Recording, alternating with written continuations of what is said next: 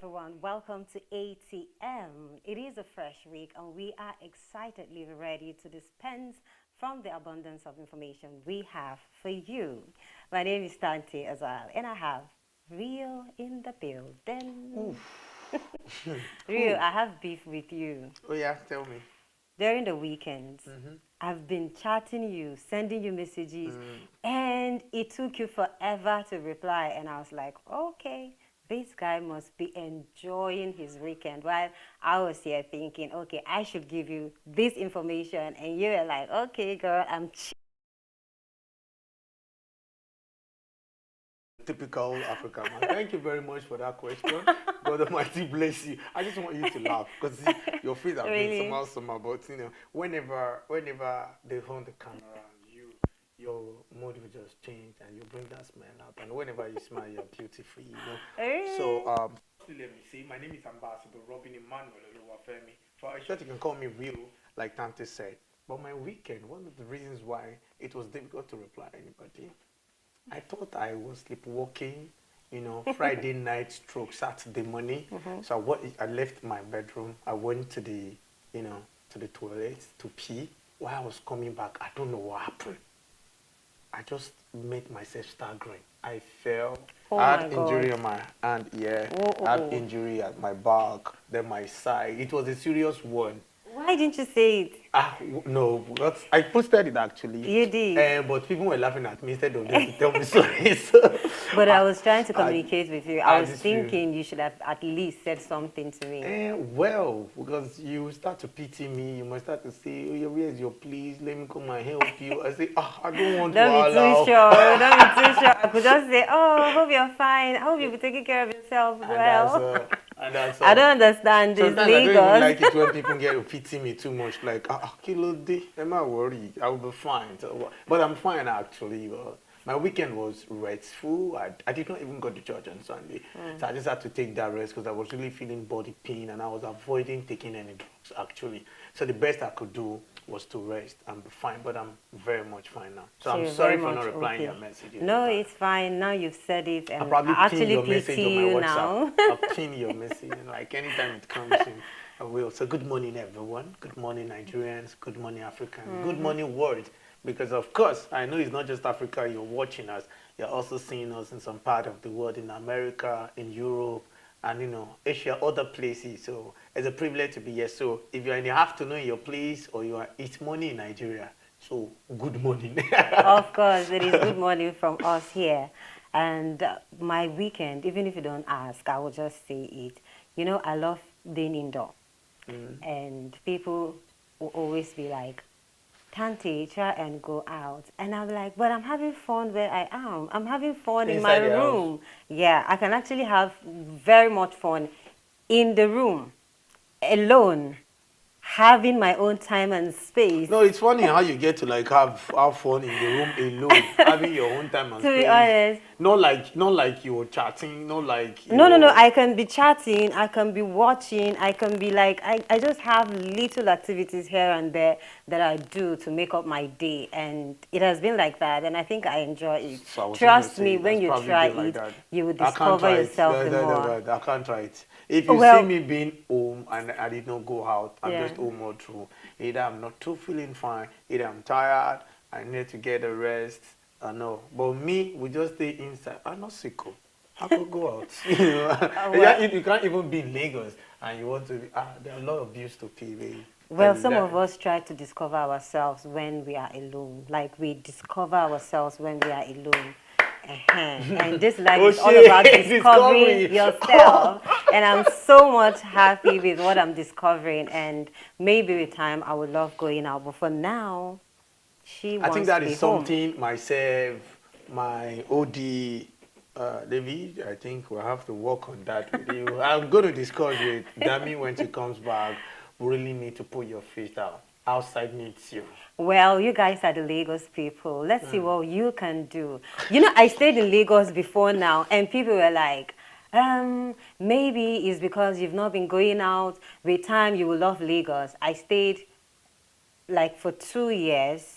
I still didn't That's small. understand what they meant till I left. And now I am back again, and I'm Yeah, coming that's back with the it. same mentality that This Lagos thing. This time around, if nothing changes it, trust me, Alive will change it. Oh, We'll make you okay. be alive in Lagos. Actually, Because you cannot be inside all the time, and there are times, because I believe a time is coming. It should just very close. We would have to get inside all those ministries to root out some things. I'm telling you, it has gotten to a stage where presenters, journalists, where people who are the mouthpieces of the people need to get from information from the source. I mean, direct source. We'll get there so that when we sit there, it's like, I was actually there. I sat down with him. He told me, this is not about I read from Tribune, I read from the Punch. It's about we. And I can tell you that in the process of going out, seeing them,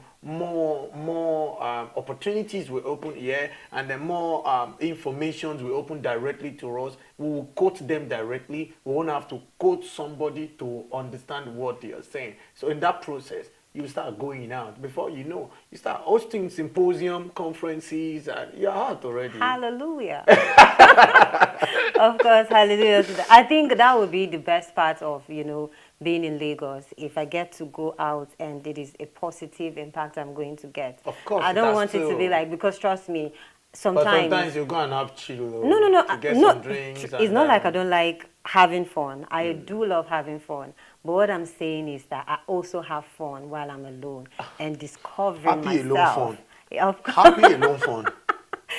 So I just know that people shouldn't have a problem with me having fun in the room. Someone said, it is not possible, you're not having fun. And that was David, actually. When I mentioned it, he was like, no, it is not possible. Yeah, David goes out too. If he's not working on the system, he's with the camera. Of course. And so maybe the outing David will go is, to cover event, to, edit this one and that one, to return it. I feel like they even get more busy because they are always on that system, 24/7. But about us, we go out, make research, read, go back home, come back. Even when we are not around, they must be around, to make sure Alive TV is alive. Of course, definitely. And that's our goal, to always keep being alive and to keep people who are watching us also alive. And with that, I think we'll have to go on the papers review, and Ambassador, take that. It's always funny when it comes to paper review. There are a lot of things to review about the Nigerian. Well, I will tell you for a fact that not all the stories were lucky enough to make it to the front page of some newspaper review, of some newspapers rather. But quickly, we'll start from the Nigerian Tribune. I will just get to check a couple of stories that made it to the front page of the Nigerian Tribune newspaper. So I got to start with a banner headline: companies may resort to downsizing. LCCI wants government to remove tax on food items. Urge CBN to pause inflation rate hike. Now, this is something to talk about. The person in charge of the Nigerian Revenue and Taxes, the name is not coming to my head, but I hope I'll get it soon. He said something yesterday and it really beats my mind. Yeah, this person said we have over 200 million plus population in Nigeria, and guess what? We have less than 40 million people that are paying taxes. Now, this is where it gets to beat my heart, yeah? When you get to say the government is not working, and you forgot that you are not paying your taxes. And trust me, this was one of the things that I think that causes Aba women riot in 1929, when they said, come and start to pay tribute. And like, for who is collecting it? We cannot pay taxes. So in some places, one of the reasons why you see some towns or some states that they are underdeveloped, it's because they don't pay taxes. But you won't blame them, because those who honor the government to pay taxes are not even seeing the dividends of paying taxes, because the dividend of democracy is crippled. So when you see like 5 people paying taxes and government are, embezzling the money, there is corruption in the system is bad, other people are not even encouraged, to pay taxes and all. And I can tell you for a fact that one of the reasons why places like the United Kingdom is booming, and everybody wants to go there. It's because they don't joke with their taxes. As you are working, either a government work or not governmental work, whichever way, you are paying taxes. But another thing why our people don't like, doing all those things is because they feel like you have given us enough hardship and you're still saying out of the little that we are getting, we should still give out again. So they just feel like it is too much on us. But we have always said it on this show that if you want to grow, you also have to know that you have sacrifices to make as a person. Well, actually, you're right. That's not bad. But, at the same time, you need to understand, too, that it takes two to tango, right? If you want the government to work, you see, if the government were actually utilizing our resources very well, the people won't have problem paying their taxes. But it's like a Nigerian man that knows we own oil. We have it. It's our thing. It's our own. Yeah? We have so many natural, we have diamonds, we have gold. We have so many things that we are even yet to discover. Now, somebody, Seun Kuti, was reacting to Nigerian artists that are buying big diamond chain on their neck. I saw that video on one of the social media platforms. And he was reacting and said, you're wearing the blood of your brothers in Congo, in Sierra Leone, in Nigeria, in Tanzania. You're wearing their blood because they killed so many people to take those raw gold, raw diamond, to convert it to what you're going to buy in millions or billions of naira. And some people, and he now said, do you remember the slave trade where they put big chain on our father's neck? So it's like you're now wearing the slavery chain because they take it from you, kill your people, shed blood, and then they make it back for you and sell it to you. And somebody said, oh, well, Seun was jealous. That is their money. They can actually buy whatever thing they want. Don't go, okay, in those days, your ancestors too were not wearing clothes. It was the white that brought clothes. Not believe when they put for body. So it's just funny. But let's just be, I always say on this desk that I'm this kind of person. I'm true to myself.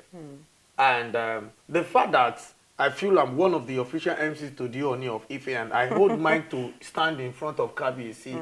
I've held mic in front of, dignitaries. I believe I can talk with anybody regardless. As long as I'm respectful, I believe respect is a reciprocal. This respect is a reciprocal too. You get? So I can actually talk. So I believe Nigerians can actually stand up and speak for themselves. When it's time to talk, you talk. But coming to say, deny the government from getting what they should have so that they will work. And I'll give you an illustration. In universities, department or faculty or school, they don't have natural resources to get money from anywhere. This is what they collect. They collected annual dues from students, and then they use it to print books, handbands, biro, and the rest. They will have their freshers party and all. So if Nigeria are honest in paying their taxes, then we would have more energy and strength to fight the government. But in a situation whereby you get to maybe embassy and they ask you for your tax paper review and then you cannot prove anything. Do you know I'm inside 200 million, less than 40 million paying taxes, and you expect the country to work? Man, the government is not a magician. Of course they are not, but something was wrong from the beginning. The foundation is faulty. I agree and with that you. is why things are happening this way. So for us to have a proper orientation on what we should do when it comes to task, I think the government has to give us that time for us to also trust the fact that what they are doing is for our own good. Because trust me, I'm going back to what I said earlier. Many of these people, it's not like they don't know the right thing to do, but they have failed to do the right thing because also the government has failed them. In so many ways, many years down the line, the government has failed the people. So sometimes they just feel like we can't do this thing because even at the end of it, it doesn't work out just the way we would want it to be. Okay, let's get back to the screen on the Nigerian Tribune this morning. I read a part that says, wants government to remove tax on food items. Now, government, I'm not going to use English this time. I will use pidgin. I beg. Oh, they blow people. They're hungry. Allow they ring them. Let them hear. Now, this one, sorry, Tante, this one said they should remove taxes on food. I would partially agree. But if the government want to leave taxes on food, then they should subsidize food. Because there is an adage that says once you have eaten, once hunger is no longer in that system, you can reason well. Because trust me, a lot of people are picking pocket on the streets, robbing people's phones, hijacking their purses and all. It's because of hunger, right? Most of them, you went outside and then you stole 2,000 naira. It cannot even help you for the day. It just want to help you for that moment to eat. And people are saying foods are expensive. For those that goes to Mama Put to eat, before a cup or a spoon of rice used to be 50 naira, you know, even when inflation started coming. And now a spoon of rice like is 200. Like this, that spoon, you know that spoon you guys use in the portion. kitchen. A portion. Thank you, a portion. A portion is 200. I was at a place that a portion was 300. You know when you have already said, let me see your show this. Oh yeah, give me 4 portions. Then how much? Say it was 300 power. That's 3 times 4. 1, 2. How much? She said 1, 2. Remove 2 portion. Meat never the inside you. Remove 2. Now a grown-up man will get to Mama Put and they said, oh yeah, put 3 portion. Meat inko. Mama, You actually think he doesn't want to eat it. But they want to eat it. They do. Everybody wants to get to canteen or eatery and have it. You see, there are some food that you see in your front. Before you even eat it, you are already satisfied because you are glad. You're feeling like a man when you are eating. But why will you get to eatery or canteen and then you are covering your food to eat because you don't want people to know you don't have meat or any protein on it? So I think I would either support either they remove tax on food or they subsidize food. Of course. For Nigerians. So we'll check all the stories that make it to the front page of the Nigerian Tribune this morning. Osun government imposes curfew on 2 warning communities that were fighting that place. I don't have the full gist, but then it has been coming up on all newspapers' headline this morning. 2 injured as buildings collapse in Lagos. NGAA commences probe into Adeleke's aborted flight incident. Ondo Commissioner beaten injured over subsidy palliative. And of course, more stories come here. More knocks for Obasanjo over humiliating of traditional ruler. More knocks for Obasanjo over humiliating to the traditional ruler. I'm sure that's a big discussion. We are coming back on that then. Of course, NLC agrees to meet federal government over indefinite strike. CJN to swear in 9 appeal court justice Wednesday, next tomorrow. Other stories, no university can survive without field increment committee of VC. What do you think about that? That's something I had to pause to ask you. Yes, we're all graduates who went in school. We know how difficult it is for some. Okay, I can say I'm a living testimony, and then I can say anywhere that I'm a self philanthropist. Sponsored yourself to school. I knew what it takes paying school fees. Having 2 certificates in the prestigious university of Obafemi Awolowo University.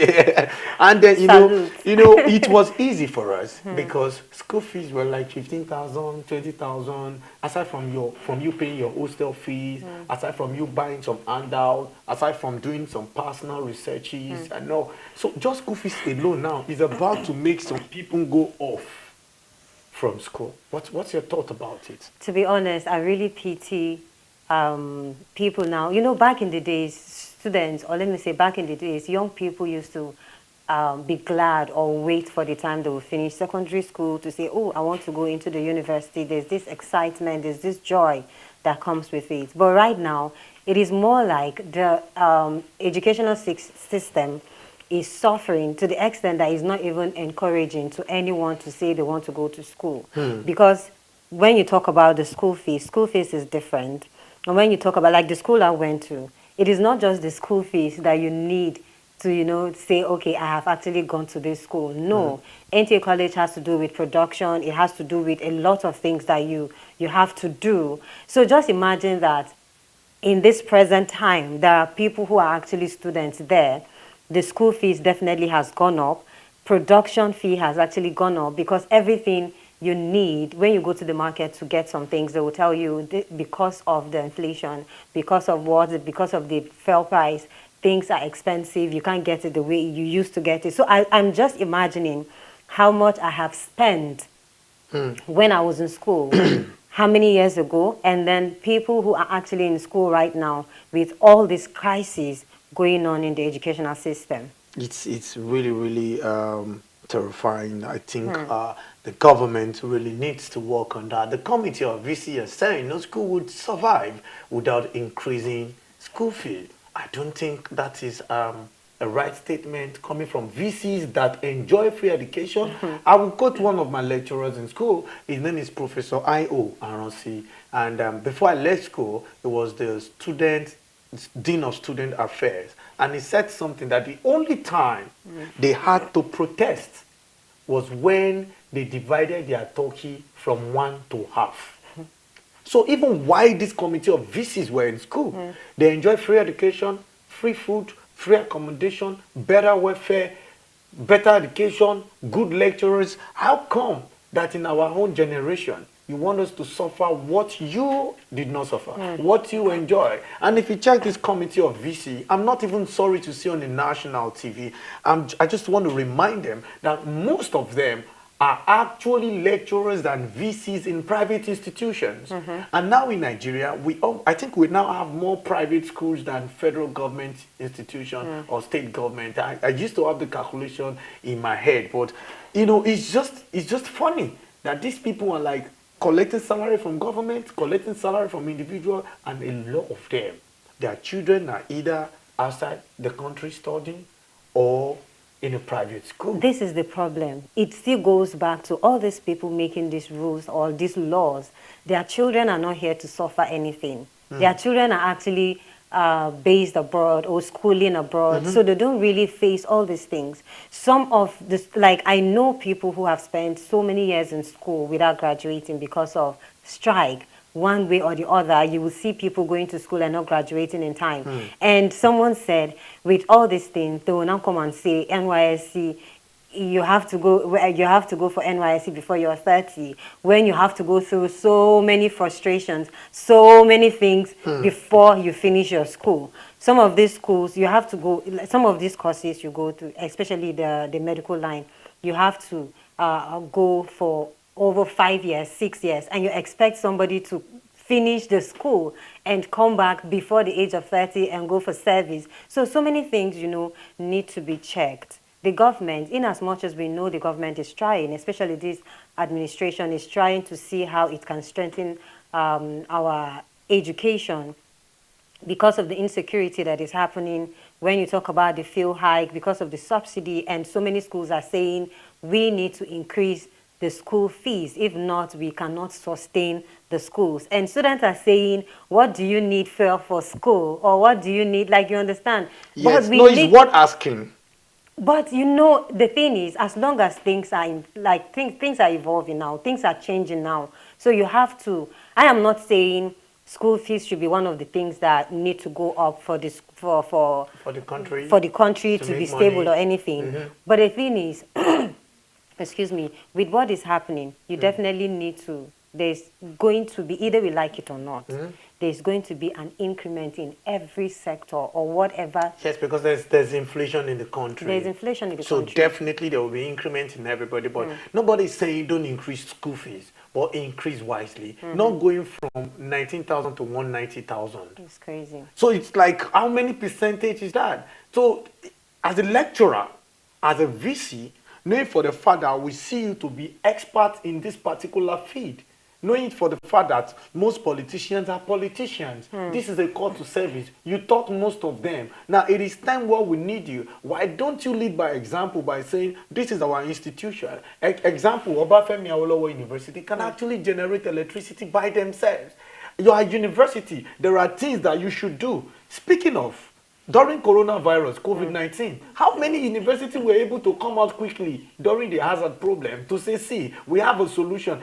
Are we just university for nothing? And you just check those that study microbiology and micro this, microchemical, micro that. And during COVID-19, there were WhatsApp vendors selling shirts, selling different things on WhatsApp when we are supposed to have them in the lab. You know, trying to figure out 1+1 and how they are going to bring solution. What are we even creating? What are we making? We only produce, we are producing journalists, we are producing bankers, doctors, and our doctors too are kind of like a scam to the federal government because nobody knows that the federal government is subsidizing school fees for our medical students. Almost everybody.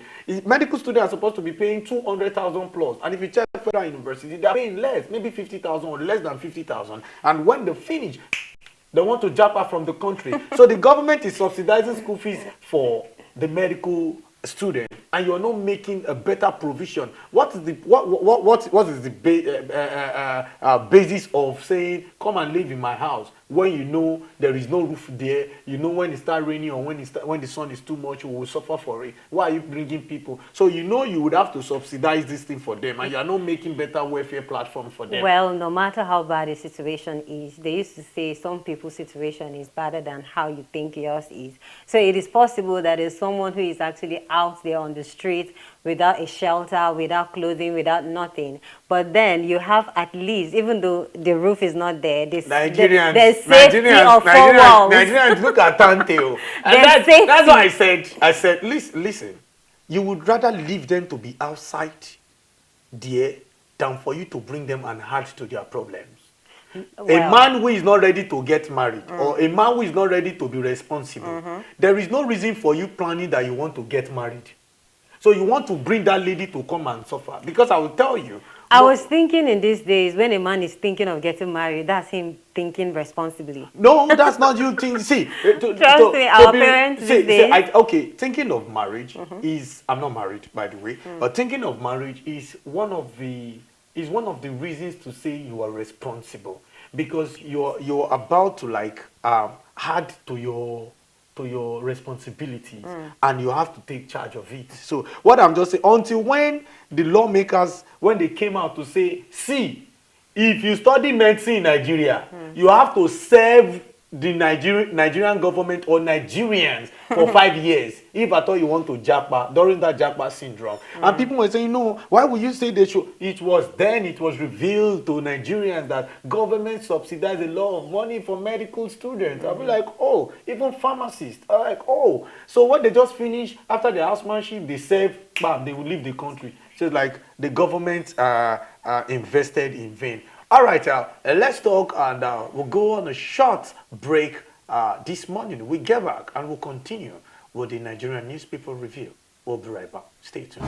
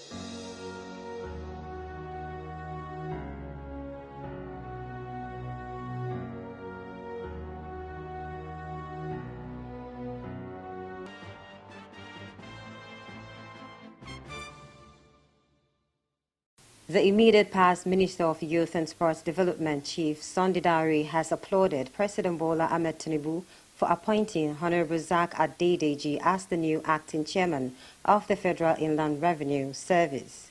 Dare stated that Adedeji represents a brilliant mind that is ably qualified to lead a prestigious institution as the FIRS. He added that the new appointee will bring his vast experience to bear at a time the nation desires excellence across every sector to drive the renewed hope agenda of the current administration. Dare believes that Adedeji will contribute positively to the growth of the FIRS and consequently the economy of the nation. The past minister added that Adedeji will make the people of Oyo State and Nigeria proud. Honorable Zach Adedeji is a first-class graduate in accounting from the Obafemi Awolowo University. Until this appointment, he served the nation as the special advisor to the president on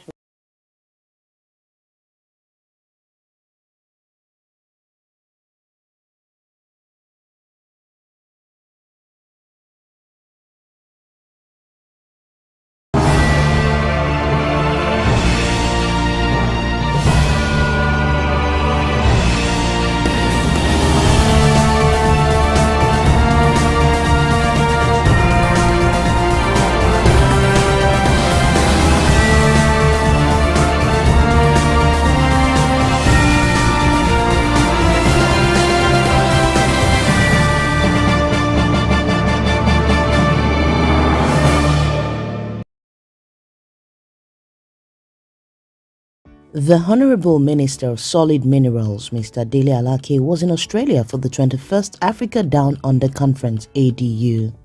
ADU is the Forum for Australian African Businesses and Government Relations. It is the largest African mining event with interest in African mining and energy held outside Africa.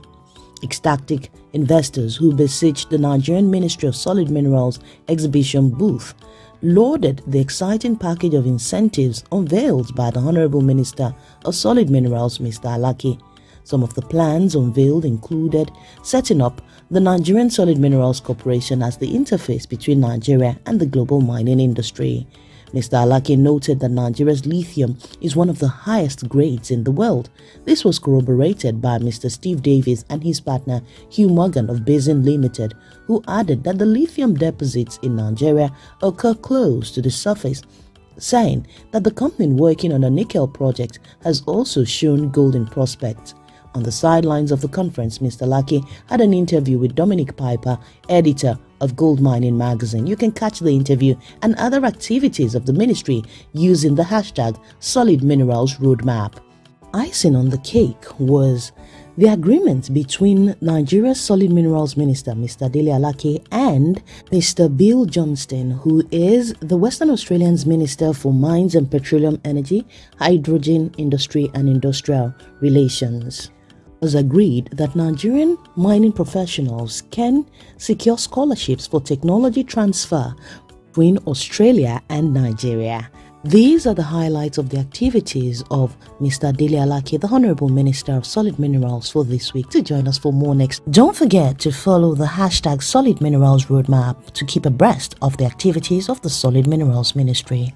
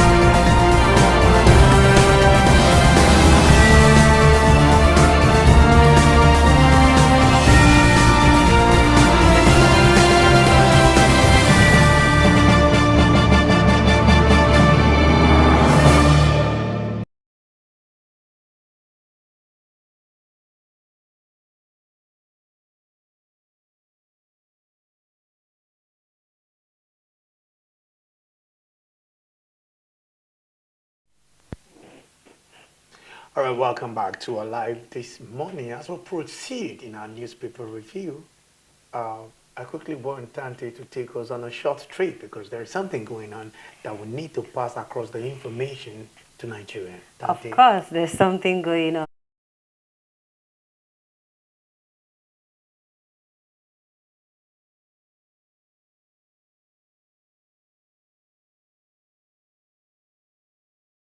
Strike. The meeting was scheduled for Monday. This was revealed in a statement released on Sunday by the Director of Information, Ministry of Labour and Employment, Olajide Oshundun. Oshundun says the Minister of Labour and Employment, Simon Bakolalong, has again invited the Nigerian Labour Congress, NLC, for another meeting over its planned indefinite strike. The minister, who directed the Department of Trade Unions, Services and Industrial Relations to convene a meeting with the leadership of the Nigerian Labour Congress for Monday 18 September 2023, says it was important that the union sits with the government to resolve all pending matters to avert further disruption of the economy.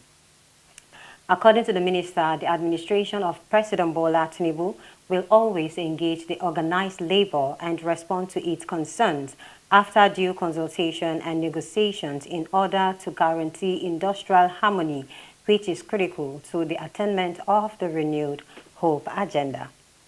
Of course, but we all know that the NLC has been on and on about its strike, and this time around another strike, is been set to happen. What the government is saying, they need to come back. They need to sit down and do a proper negotiation. Even though the last time the government called NLC, NLC said, no, we are tired of coming to say, probably say same thing over and over again, and you go back and not do what you have promised us. We are not sitting with you.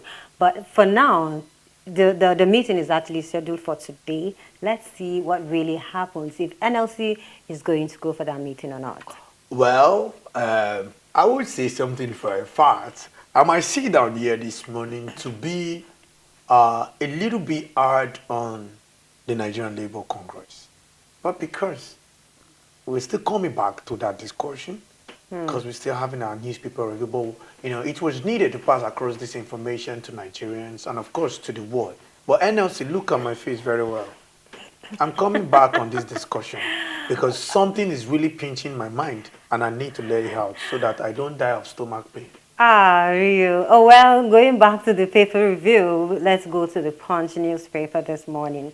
Umahi, whose presidency as contractors oppose concrete roads. 12.5 kg cooking gas price may hit 18,000 by December.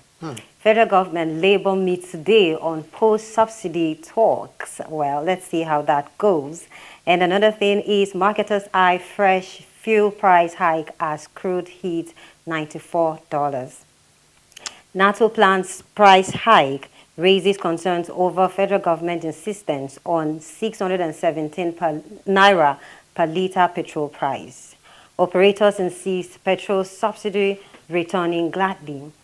NNPCL gets the 3 new VPs. Okay, NDLEA rescues pregnant teenagers, arrests suspected drug traffickers. I really want to talk about this thing.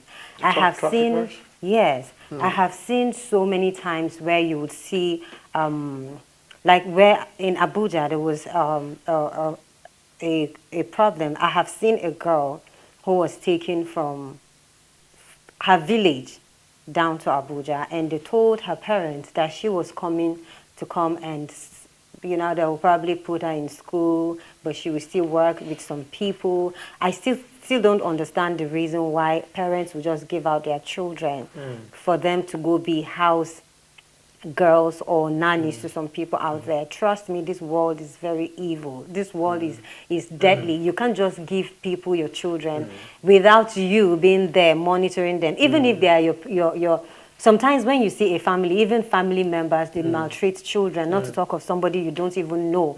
You have no idea. They will just pick your child and say they are taking your child to the city for that child to become a better person. Before you know it, a lot of things will happen. At the end, you will hear this thing. The child, the girl, let me go back to the story in Abuja.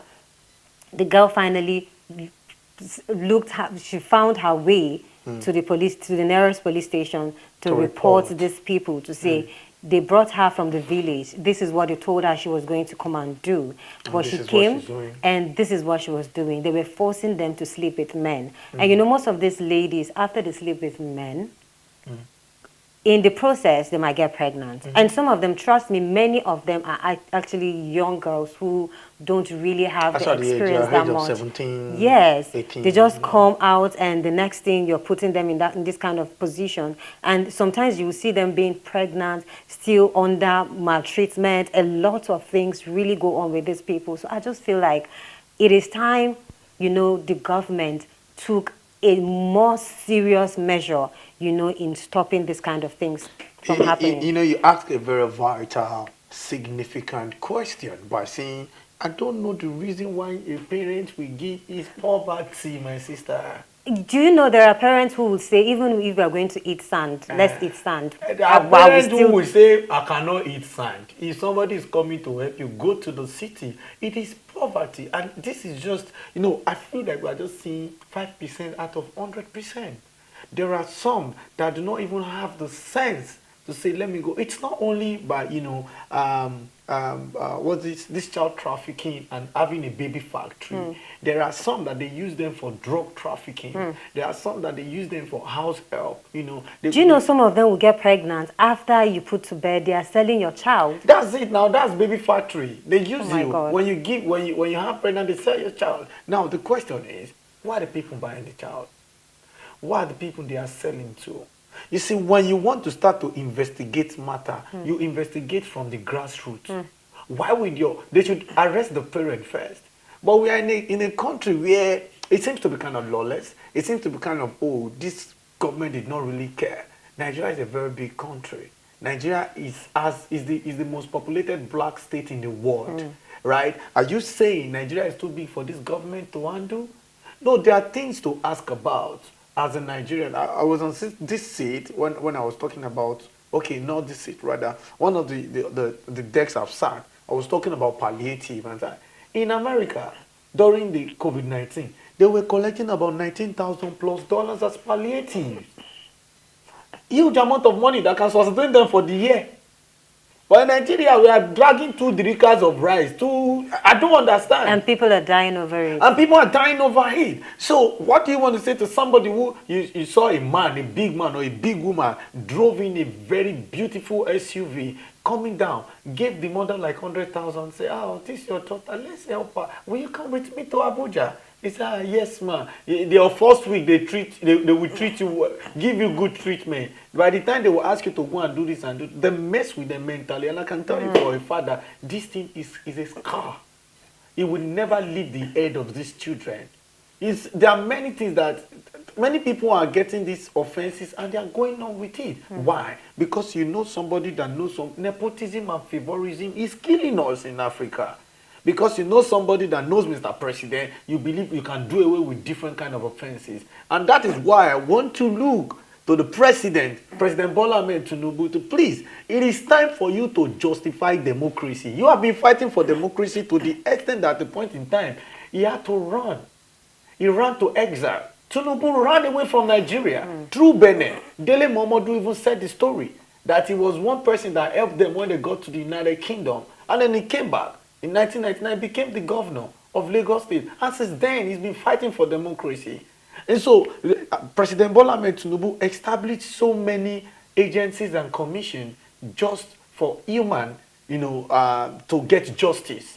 And if he could do that as a Lagos State governor, now you are the president. And I said I don't want to address him as president. I like to call Tinubu Daddy. There's a way a child will call you Daddy. You will pay attention. When I say Daddy, you look at you, what do you want? But Daddy, look at you with pity face. So Nigeria, let's call him that. I just feel those people should get justice so that they can say we can get a scapegoat and others can learn from it. Of course. 2 hospitalized as 500 room Lagos building collapses. This collapse of a thing. You hear today this building has collapsed. Another time this building is collapsing. I really don't understand. Is it because of the rainy season, or It is just that people don't build their houses in a good environment, one, or people don't really use quality products anymore to build buildings. Thank you very much for that question. Thank you. You know what they say about somebody who says thank you very much? It is possible the person wants to lie. Does not know what to say. Thank you very much for that question. No, I know whenever I say thank you very much, it will bring smile on your face. And I like to see you smile. So this is it. This is it. The house that collapsed. Let's start from how long was the house built? Let's start from, is it a new house or old house? Let's start from who built it. Is it under house engineer or a civilized engineer? There are things you need to ask. There are questions you need to ask. Now, in this century, people are no longer using valued materials to build because the economy is bad. There are more sand than cement. We are making cement in our country and yet we are suffering from buying cement. So all these things are questions you need to ask, you know. Of course, all these things are questions we need to have. And this is all we have on the newspaper review. Let's go on a break, and when we come back, we'll introduce our news segment.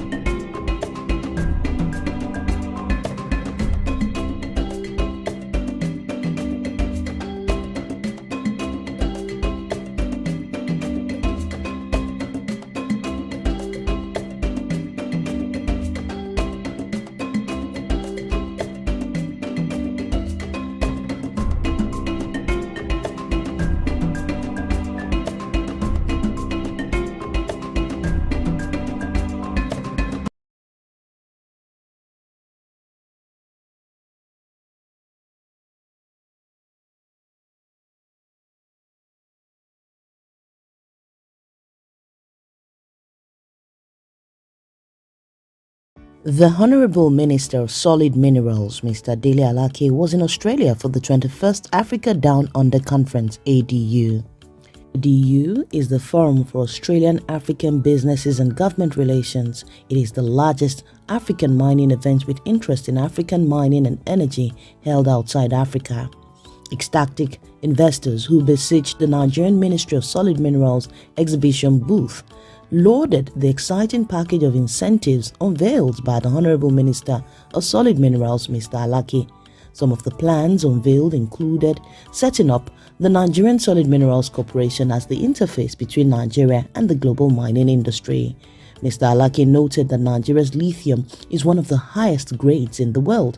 This was corroborated by Mr. Steve Davis and his partner Hugh Morgan of Basin Limited, who added that the lithium deposits in Nigeria occur close to the surface, saying that the company working on a nickel project has also shown golden prospects. On the sidelines of the conference, Mr. Alake had an interview with Dominic Piper, editor of Gold Mining Magazine. You can catch the interview and other activities of the ministry using the hashtag Solid Minerals Roadmap. Icing on the cake was the agreement between Nigeria's Solid Minerals Minister, Mr. Dele Alake, and Mr. Bill Johnston, who is the Western Australian's Minister for Mines and Petroleum Energy, Hydrogen Industry and Industrial Relations.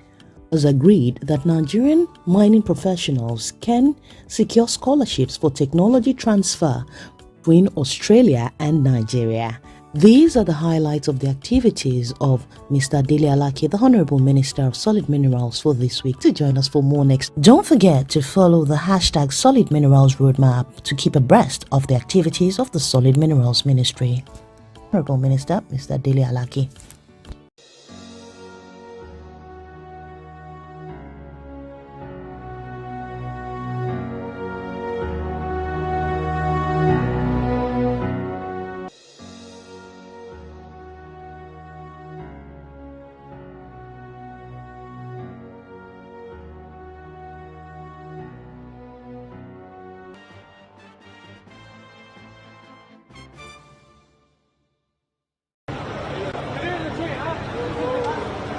The thing is that it's still ready to be Nigeria, but you are believed it.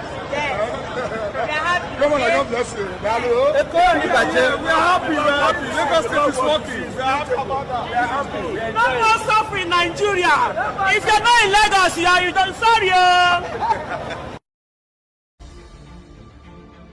We have set up the Brown Farm a couple of years ago, but we decided to start practically about a year ago, where we approached the Oyo State government for land in this very beautiful facility. If you understand Oyo State, you know Oyo State has been a home of agriculture. Brown Group is a conglomerate. This is one of the subsidiaries, Brown Farms. What we are basically doing is not just building an hydroponic greenhouse for tomatoes, which sits on 2,800 square meters. We're also looking at doing an open field, which is already on for banana and plantain. Of course, the banana is not just to bring banana raw and start selling. We're also thinking of converting the banana to powder, which of course we export. You know, banana is one of the primary fruits you need for confectionery. We are going to be working with a lot of international companies. And what we try to do, of course, is to ensure that we attract a lot of forex to Nigeria. When we came here, this place was just a virgin land. Practically not. So this infrastructure you are seeing was set up by Brown Group. For the tomatoes, we are going beyond going to convert tomatoes to paste. We are going to convert tomatoes to powder. We are working with the food technology company in Canada already in ensuring that we come out with what's called our instant jollof. We are blending about 19 ingredients together. So what you just need to do is just to open your sachet, pour it the way noodles is done. We are thinking of also putting that facility here in Oyo State. To me, I think this is exactly what you call agribusiness in reality of it. And I believe that a lot of our state in Nigeria would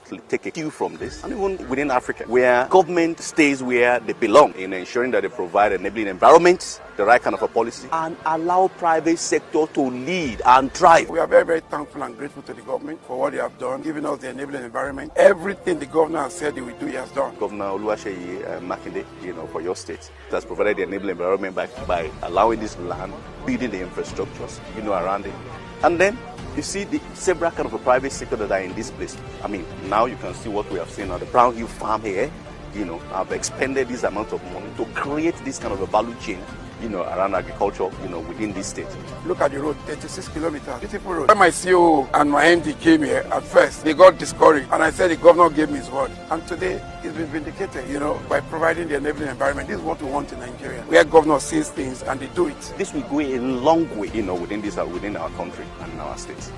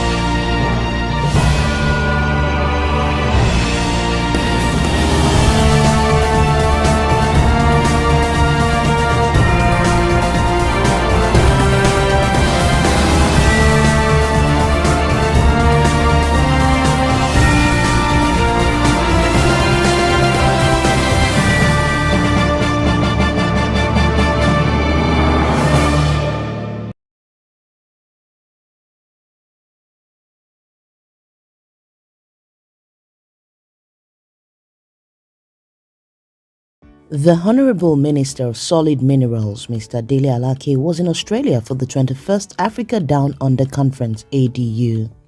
ADU is the Forum for Australian African Businesses and Government Relations. It is the largest African mining event with interest in African mining and energy held outside Africa. Ecstatic investors who besieged the Nigerian Ministry of Solid Minerals exhibition booth lauded the exciting package of incentives unveiled by the Honorable Minister of Solid Minerals, Mr. Alake. Some of the plans unveiled included setting up the Nigerian Solid Minerals Corporation as the interface between Nigeria and the global mining industry. Mr. Alake noted that Nigeria's lithium is one of the highest grades in the world. This was corroborated by Mr. Steve Davis and his partner Hugh Morgan of Basin Limited, who added that the lithium deposits in Nigeria occur close to the surface, saying that the company working on a nickel project has also shown golden prospects. On the sidelines of the conference, Mr. Alake had an interview with Dominic Piper, editor of Gold Mining Magazine. You can catch the interview and other activities of the ministry using the hashtag Solid Minerals Roadmap. Icing on the cake was the agreement between Nigeria's Solid Minerals Minister, Mr. Dele Alake, and Mr. Bill Johnston, who is the Western Australian's Minister for Mines and Petroleum Energy, Hydrogen Industry and Industrial Relations. It was agreed that Nigerian mining professionals can secure scholarships for technology transfer between Australia and Nigeria. These are the highlights of the activities of Mr. Dele Alake, the Honorable Minister of Solid Minerals, for this week. To join us for more next, don't forget to follow the hashtag Solid Minerals Roadmap to keep abreast of the activities of the Solid Minerals Ministry. Honorable Minister, Mr. Dele Alake. The Honorable Minister of Solid Minerals, Mr. Dele Alake, was in Australia for the 21st Africa Down Under Conference, ADU.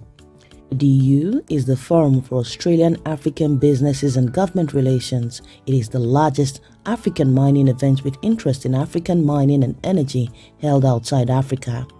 Ecstatic investors who besieged the Nigerian Ministry of Solid Minerals exhibition booth lauded the exciting package of incentives unveiled by the Honorable Minister of Solid Minerals, Mr. Alake. Some of the plans unveiled included setting up the Nigerian Solid Minerals Corporation as the interface between Nigeria and the global mining industry. Mr. Alake noted that Nigeria's lithium is one of the highest grades in the world. This was corroborated by Mr. Steve Davis and his partner Hugh Morgan of Basin Limited, who added that the lithium deposits in Nigeria occur close to the surface, saying that the company working on a nickel project has also shown golden prospects. On the sidelines of the conference, Mr. Alake had an interview with Dominic Piper, editor of Gold Mining Magazine. You can catch the interview and other activities of the ministry using the hashtag Solid Minerals Roadmap. Icing on the cake was the agreement between Nigeria's Solid Minerals Minister, Mr. Dele Alake, and Mr. Bill Johnston, who is the Western Australian's Minister for Mines and Petroleum Energy, Hydrogen Industry and Industrial Relations. It was agreed that Nigerian mining professionals can secure scholarships for technology transfer between Australia and Nigeria.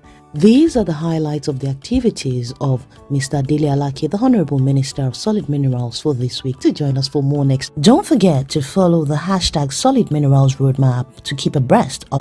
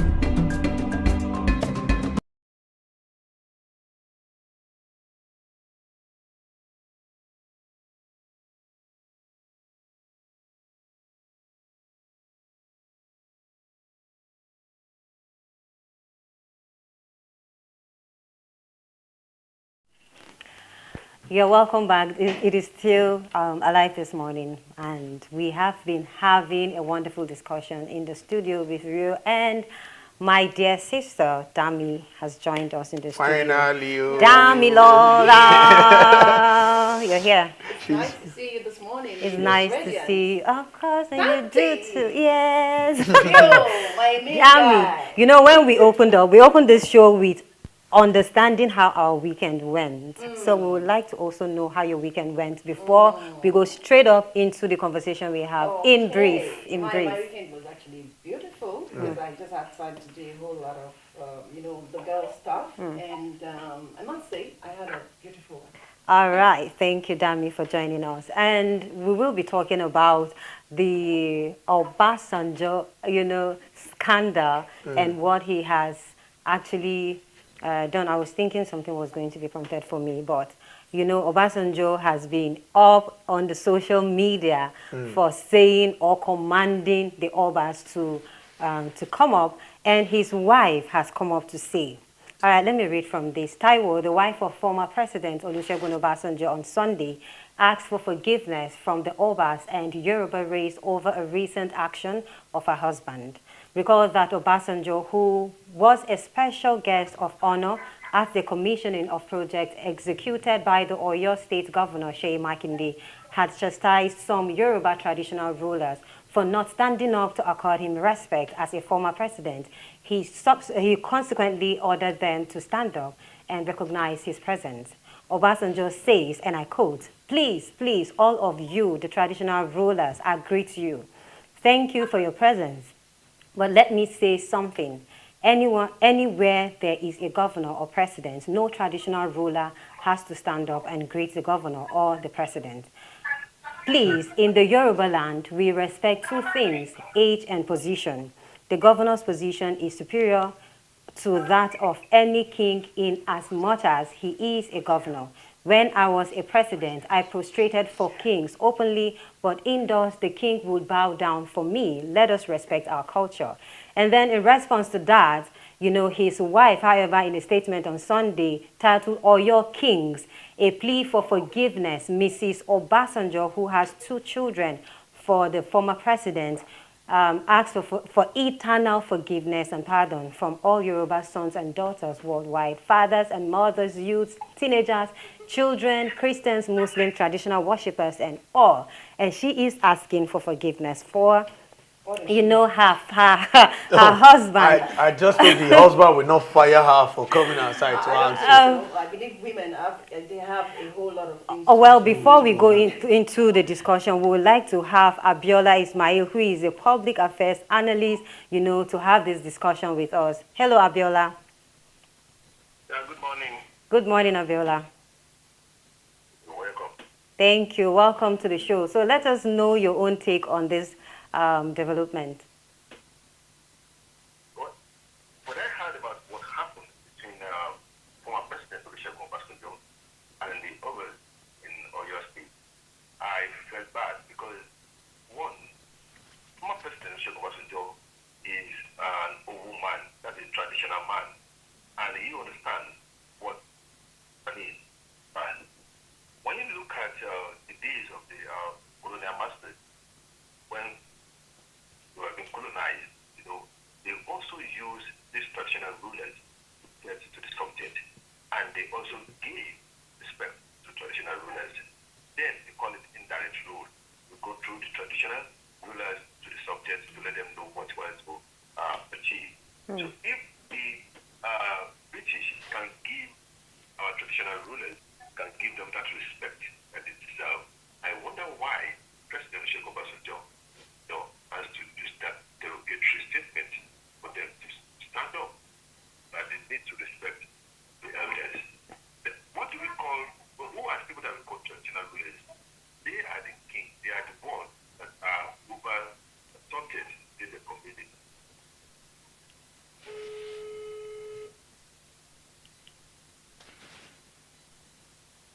Hello, Abiola. Oh, I think we lost Abiola, but he was making a valid point. We'll have to go back to Abiola. But before Abiola came, I'm sure Rio was already planning on saying something. You know, I would always have something to talk about, but I was just waiting for Abiola to. He's back online. Abiola, can you hear us? Hello. Okay, we can hear you now. Please speak up. Okay. Now, as I was saying, during that period, the British, that the colonial masters, also respect our traditional rulers. When you look at the level we put our traditional rulers today, they have been, the way of us to portray them shows that because they are now political appointees, they have turned that stood to something else. No one is not acceptable in Yoruba land that somebody will ask the king or even the Baale to stand up for you. You have to respect, if you are not respecting the man on the stage, but you must respect the king, the stood. That means we call it Oriade. That means you have to respect that man because of that. But for him to have gone to that extent of asking them, ordering them as a military man is very, very wrong. Now when you go to your empire on its own, we have the people that we call your Missy. These are the council that, installed there. But you cannot, and I believe President Obasanjo cannot go to your town and do the same thing. Maybe not, because all these Obas that we saw, going viral, are just support KBCs or support traditional rulers. Maybe not, because I want to believe that they got there because of political influence that they have. But if it's true normal process, like what we saw during the Odomasho that has just been done, I believe President Olusegun Obasanjo cannot do this for him, for the first class overs. All right. So are you saying now we want to know what he has done? Is this sin a pardonable sin? Because his wife is out to say she is sorry on behalf of her children and her husband. Is it a pardonable sin? Yeah, we need to pardon him. Let's forget about this man is also is from Owu in Meta, and is also a traditional man. You understand what the tradition says? There was a video that I would like you to go and look at when he said, frustrated, even when Allah appeared for you, the village Allah appeared for you, no one dares to disrespect any traditional ruler. No one. What he did was wrong. His wife has already come out, tender the apology, and I want to tell my people, let's accept it. He is our father. He has been our father when he was the president. So we need to give it to him. If our father did anything and intended to apology, what are we going to do? We have to take the apology and let everyone everything go. No, that's where I see it. All right, thank you very much, Biola, for being part of these trending stories that has circulated the country and beyond the country. We hope to have you on a program again. No problem. You're welcome. Thank you very much. Well, he has spoken well, right? He has actually spoken well, and from where I am coming from, we don't really take this kingship and this thing so seriously, but of course from this side of the country we know how they take these things seriously, and since we know it, and sometimes you work with what is in your environment, you can't just go off what is in the environment. I'm actually embarrassed that someone of that level, of that age, Baba Obasanjo, people see him as a father, a grandfather at that, and a godfather too. So someone with that level, we all know, even his name, Obasanjo, it means king, and Sonjo, which means a better day. So with someone with that level of information, level of he's got enough information for him to rubbish people in that manner. I actually feel embarrassed for him. and it's okay that the wife is actually coming to say she's sorry. I'm not sure if Nigerians are aware of this particular apology, and I hope that they are going to say they have forgiven him. It's actually this tool is very sacrosanct. You keep it very holy. We as Yoruba people, we take our culture very dear to us. I mean, you know what I mean? So we don't toil with that throne. I don't know what Rio thinks about it, but for me, I'm embarrassed. Honestly. Rio is another Yoruba person. Trust me, he's not happy. I am. From his expression right now. I've always said, maximum respect to Chief Olusegun Obasanjo. He's a father, a grandfather. I won't accept him as godfather to any place because he hasn't done what a godfather should do. The only time he was succeeded in doing a godfatherism was when he helped Yar'Adua become the president of this country. He hasn't even made much impact. However, I would not deny the fact that Nigeria has the best economy under Chief Olusegun Obasanjo. But Chief Olusegun Obasanjo is beginning to turn himself to a god in Nigerian politics. He's supposed to be an elderly statesman who should sit and help and balance issues. Not even saying he's getting to my blood. Like, feeling it. He actually told them every day. Ejoko. That's Obasanjo did not try to say stand up, sit down. Yes, he did not. Yes, he did not try to say stand up.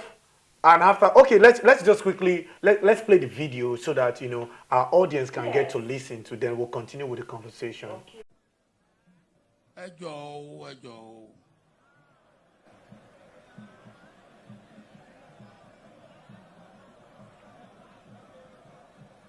Ẹ̀yin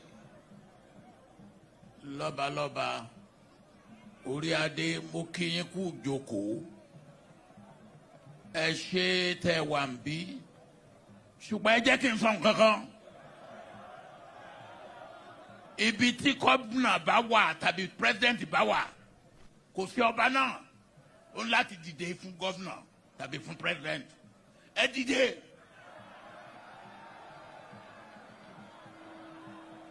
Ẹ jókòó.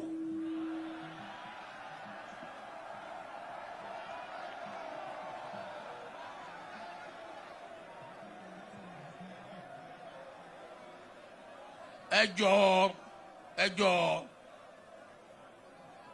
nílẹ̀ káàárọ̀ oòjíire nǹkan méjì là ń bọ̀wọ̀ fún among others. Age ọjọ́ orí àti ipò gómìnà ní ipò tójú tí ẹ ní ọba lọ nígbà tó bá ṣe gómìnà tó bá ṣe gómìnà mọ́ even gbà tí mo ṣe president mo ń dọ̀bálẹ̀ fọba ṣùgbọ́n tí n bá wọ yàrá ọba ó dọ̀bálẹ̀ fún mi.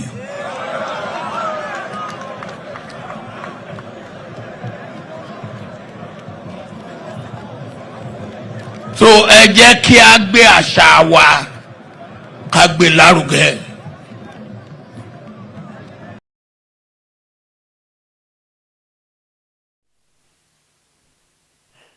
You were talking about a man who says, let's embrace our culture, and is damaging the culture.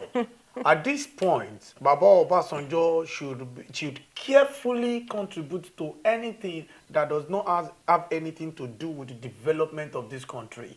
Not like going to Oyo State to go and mess the culture, his culture, or it's a shameful thing. That is why I appreciate the wife for coming out to apologize quickly to Nigeria. And at the same time, don't forget that even these traditional rulers already sold their birthrights to politicians, all in the name of appointment. And now don't forget that the Ifa and the Shongo and the Orisha no longer select traditional representatives again. Now it has become a political appointment. And Obasanjo kind of knows how everything plays. Obasanjo still have this military blood in him, but he needs to understand that he was a former president and there is little or nothing to what he can contribute to this particular. It's not even Ogun State where he comes from. That is your state. You can do it in Abeokuta, Owu. where you come from. Now you now went to another state. You know what pisses me off was if you had said, Eddie, stand up. And he left them standing and addressed them. He just said, stand up, sit down. He just want to display that power. And you see, that thing will still come back to beat him. Maybe not today, maybe not tomorrow. Some people are angry. Even the ancestors are angry. They did not tell me, but I know. But you know, these kind of things don't just happen during his own time. After he has passed away, his children's children can actually face because they will always make reference. Okay, there is another trending video of the former Alaafin of Oyo when he entered, to address, it was a symposium or the commissioner sat down. You need to see the way he addressed them. Because Oba did not come by election. It comes by our gods, the oracle, appoint. You need to see, there are many stories. I think the OD has the video, so we can quickly check that video before we come to the next trending stories where Dami would actually come on that. But then, let's have that video so that Nigerians and the world can see how Alaafin addresses this commissioner, why they were sitting down when he got in. Mo bú gbogbo àwọn commissioner tó jókòó múlẹ̀ ẹ̀gọ́ Aláàfin wa sépò tó fi ń sínú kò ní dá fún gbogbo yín. Ẹ wò mí tí mo dé dìde kẹ́ dọ̀bálẹ̀ nítorí sẹ́tẹ̀ gbà lọ́dọ̀ rẹ̀. Ìwọ gómìnà yìí nígbà tèmi tí ń lọ ọkọ̀ tí mo wà ní insurance tí mo ti ń lọ ọkọ̀ ó ṣẹ̀ṣẹ̀ jáde secondary school òun wáṣẹ́ tó ṣe. 1948.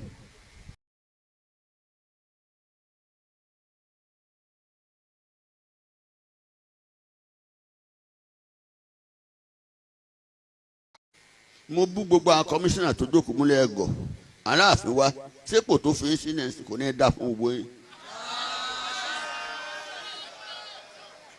Ẹ wò mí tí mo dé dìde kẹ́ dọ̀bálẹ̀ nítorí sẹ́tẹ̀ gbà lọ́dọ̀ rẹ̀. Ìwọ gómìnà yìí nígbà tèmi tí ń lọ ọkọ̀ tí mo wà ní insurance tí mo ti ń lọ ọkọ̀ ó ṣẹ̀ṣẹ̀ jáde secondary school òun wáṣẹ́ tó ṣe. 1948.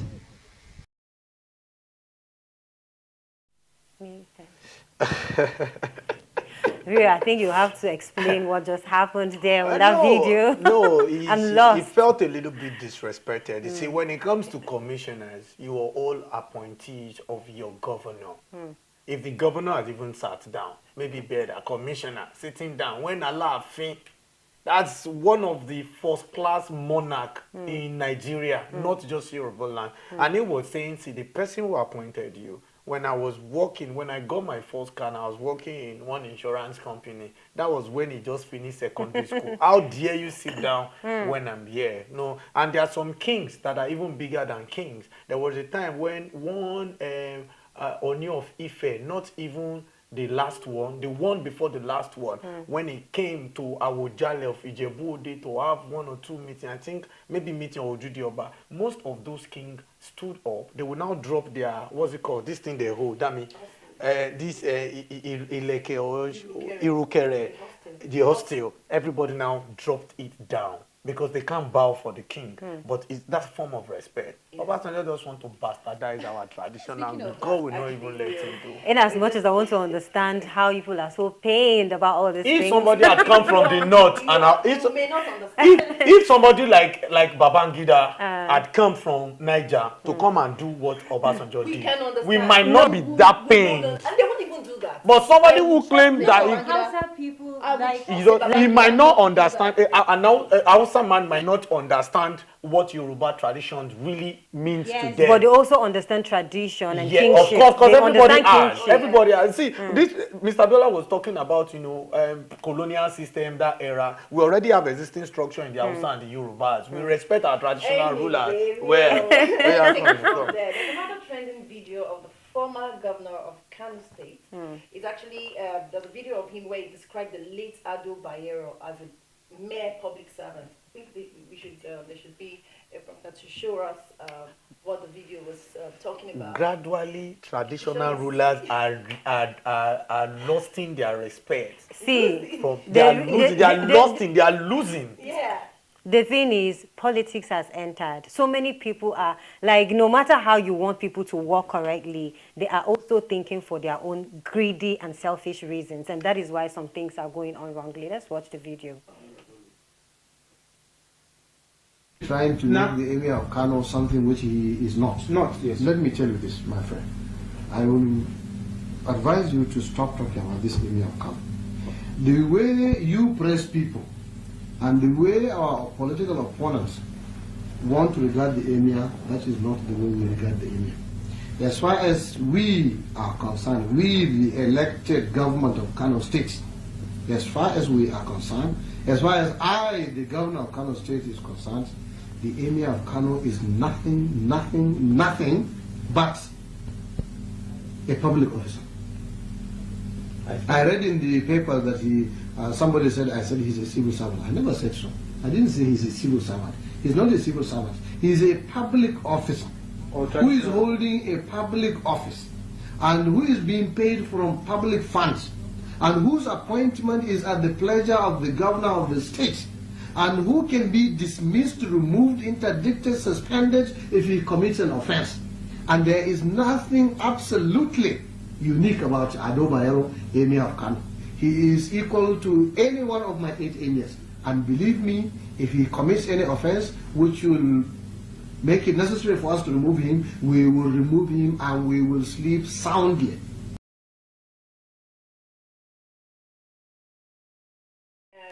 What do you think about that, Tante Rio? Because from what I can see, the man was very emphatic about, you know, he's a public servant. He was very emphatic about the pay that the public was paying, the monies of the then over Bayero. Up to now, that's what the Nigerian constitution and he says. was very emphatic that, look, it is us paying these guys. So why do you think we the should respect them? immediate former governor, Abdullahi Geduje of Kano State, sacked the Emir of Kano?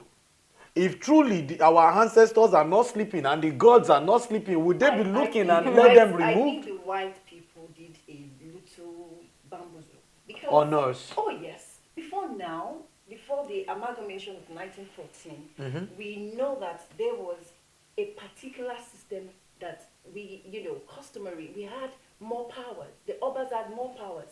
But politically, they have taken it away from us. Of course. But now it is either the governor, even the local government chairman has more power than a Oba. And because they are subjected to them, but this is it. And I feel like they were trying to balance this. The Oba does not have a limited year. It's until when they die. Yeah. And if you don't have something that can subject them and then make them control themselves. Now, look at the UK, the United Kingdom.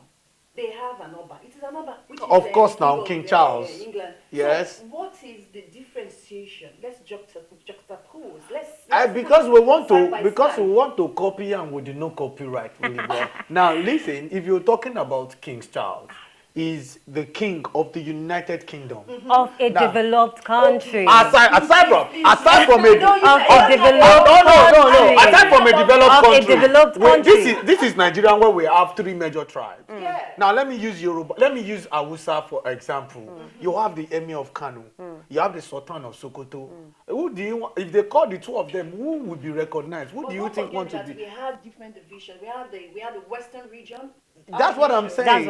Yes, if you come to the Yoruba land, you have the Alaafin of Oyo, you have the Oni of Ife, you have the Alake of Egba land. They all claim to be 1 or 2 powerful persons or king on this, you know, in the country. Now you're talking about United Kingdom, you only talk about King Charles, like he kings over everything. So it's kind of centralized. He's when more it like goes a to king them. to the world, actually. You understand? It's kind of centralized. He oversees everything. But here in Nigeria, you have this one say, I'm a king here, I'm a king here, I'm a king here, and before you know, there are 3 major leaders in Nigeria. The traditional ruler, the first. Then the religious ruler. Politicians are the 3rd and they are the most powerful. You understand? So the politician, that's why they say politics is a game. And it's a dirty game. They find all their ways to subject all those politicians under them. They pay their salaries. They take care of them. So, and that is why now Constitution says a governor can remove a live Oba or a live and it's play. Do you know the current Emir of Kano? Yeah. The current Emir of Kano, his father actually came in exactly the way this one came in. Sanusi's father was sacked. His father came in. And history repeated itself. And what's the probability that the thing will not repeat itself again another plenty years? So all we know is that the kingship is losing its right or its place because of politics in Nigeria, because of how they have involved themselves in politics. They are no more relevant. People don't see them as they should. People don't see them as we are supposed to see them.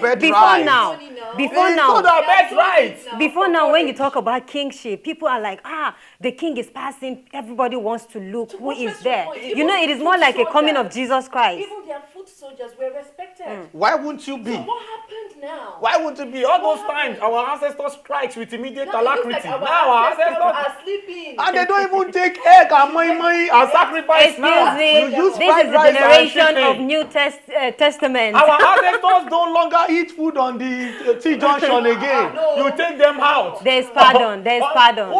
You see, and this is what the Ooni of Ife is now fighting for. Give us a role in the constitution.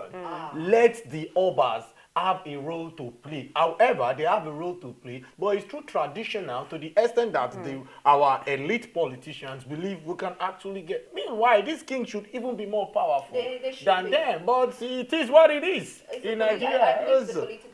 The same way it's happening in the traditional system. It's the way it's happening in the religious system. No, I don't know if they have a union of Oba. Of course they do, of course. They should come to a union. They should come How? to a level When somebody is supporting Atiku, one is supporting Tinubu, one is that is what we are saying. It is all political. It is all political right now.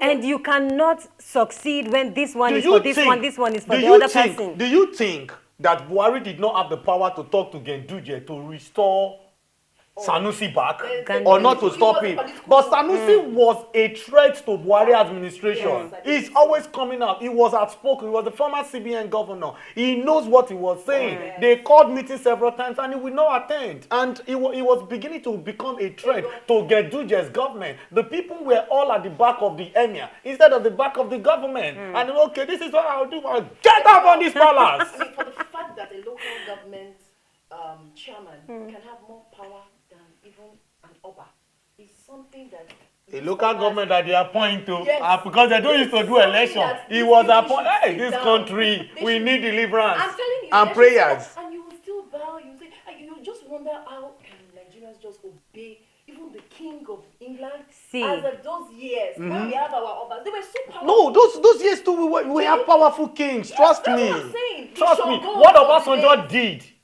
he cannot do it. Let's not even talk about Oni of yesterday. Let's not talk about Shiju Ade. Let's talk about the one who came before Shiju Ade. You need to hear history. Those ones actually fought together. They come out, you know that there is power coming out. You can't look into their eyes. Corruption is the basic. That the corruption is what is eating us right now. I don't think corruption is going to die anytime soon. The corruption is not going to die. Corruption is alive, but not in our own life. Of course, not in our own life, but we can see evidently what is happening. Just the way Dami has said, you know, a local government chairman actually is being respected by the the king, instead of the king respecting the local. That is it. Just the way the allocation that is what I'm saying. Just the way the allocation of local government is coming from states. That's how Obas to get paid. So they are feeling like they have to be loyal to their.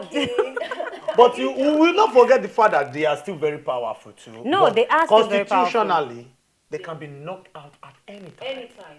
That's the they can be knocked out, and I think I felt the game they tried to play, Dami, was to just balance things, knowing for the fact that their own days as politicians are numbered, but the Obas have unlimited now until they die. To add to what you're saying, they know that these people are the closest to the people. Of course, now. So if you of course, they are the real, so the power, they are the real grassroots government. That the local government would use is to penetrate the Oba and say, look, you know this thing is with me, so make sure these people vote for me. So everything had to go political.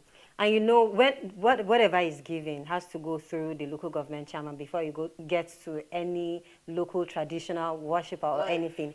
That is why they have to be loyal to these people. That is why sometimes they have to be too calmer than usual, calmer than how they are supposed to be. Because if they don't, well, where are they going to get all the little they get from them? They handicap them, they subject them to their own control. However, there are still some traditional rulers like Sanusi, for example, they don't get that. There are some traditional rulers that they were already eating and they were already satisfied before they get to that place. But some, they were still hungry. Now, I don't want to mention names. The popular word they say, but they say, "What you just do." Only so dodo, I'll tell you. Which means better. They've had plantain. Dodo is the fried plantain, you know. And they can't so you can't speak the fact again. No, you can't it's speak just the a truth. rhyme, you know, playing on words. Yeah. So the traditional rulers also have a vital role to play. To me, if you check Nigeria of today, you ask, what are they really doing? What are their functions? Aside from maintaining the traditional and the cultural system, what are they really doing? What is their impact? Only few of them are not trying to go out. Few days ago, the Oni of Ife traveled outside the country, you know, to talk with, you know, investors to say, let's come and do this. I will bat an eyelid on that. Calm down. Because you see, because the same Yoruba you are using, say, anything Yoruba soon. It means if you are fighting Kung Fu while you are sleeping, it's the only person that slept beside you that your blow will touch. You understand? So I would mention Oni so many times because I feel like in a way I'm closer to the palace and I can actually hear more of conversation. You would say that of Oni because he's educated, he has more information. And we're having more educated Obas now. Yes. Look at the even from beginning, trust me, these kings are actually very, very educated. Most of them don't even stay in the country. Most of them. Actually. Yes, they don't even stay in the country. They are probably being recruited from, let me not just say recruited, you know. The Oracle likes abroad. All right, talking about corruption, talking about all of these things that are happening, let's still go back to Mohbad's death. A lot of things have been coming up and his father is out to say, this is where he's staying. When Mohbad was around, he wasn't taking care of him. And now see where he's staying. And people are coming out to react. We have been fighting for your son. We have been saying justice for Mohbad because he was being maltreated. He was being, you know, ridiculed and so many things. And just for you to say, like, he is like when he was around, he didn't do anything to you or he didn't do anything for you. It is wrong.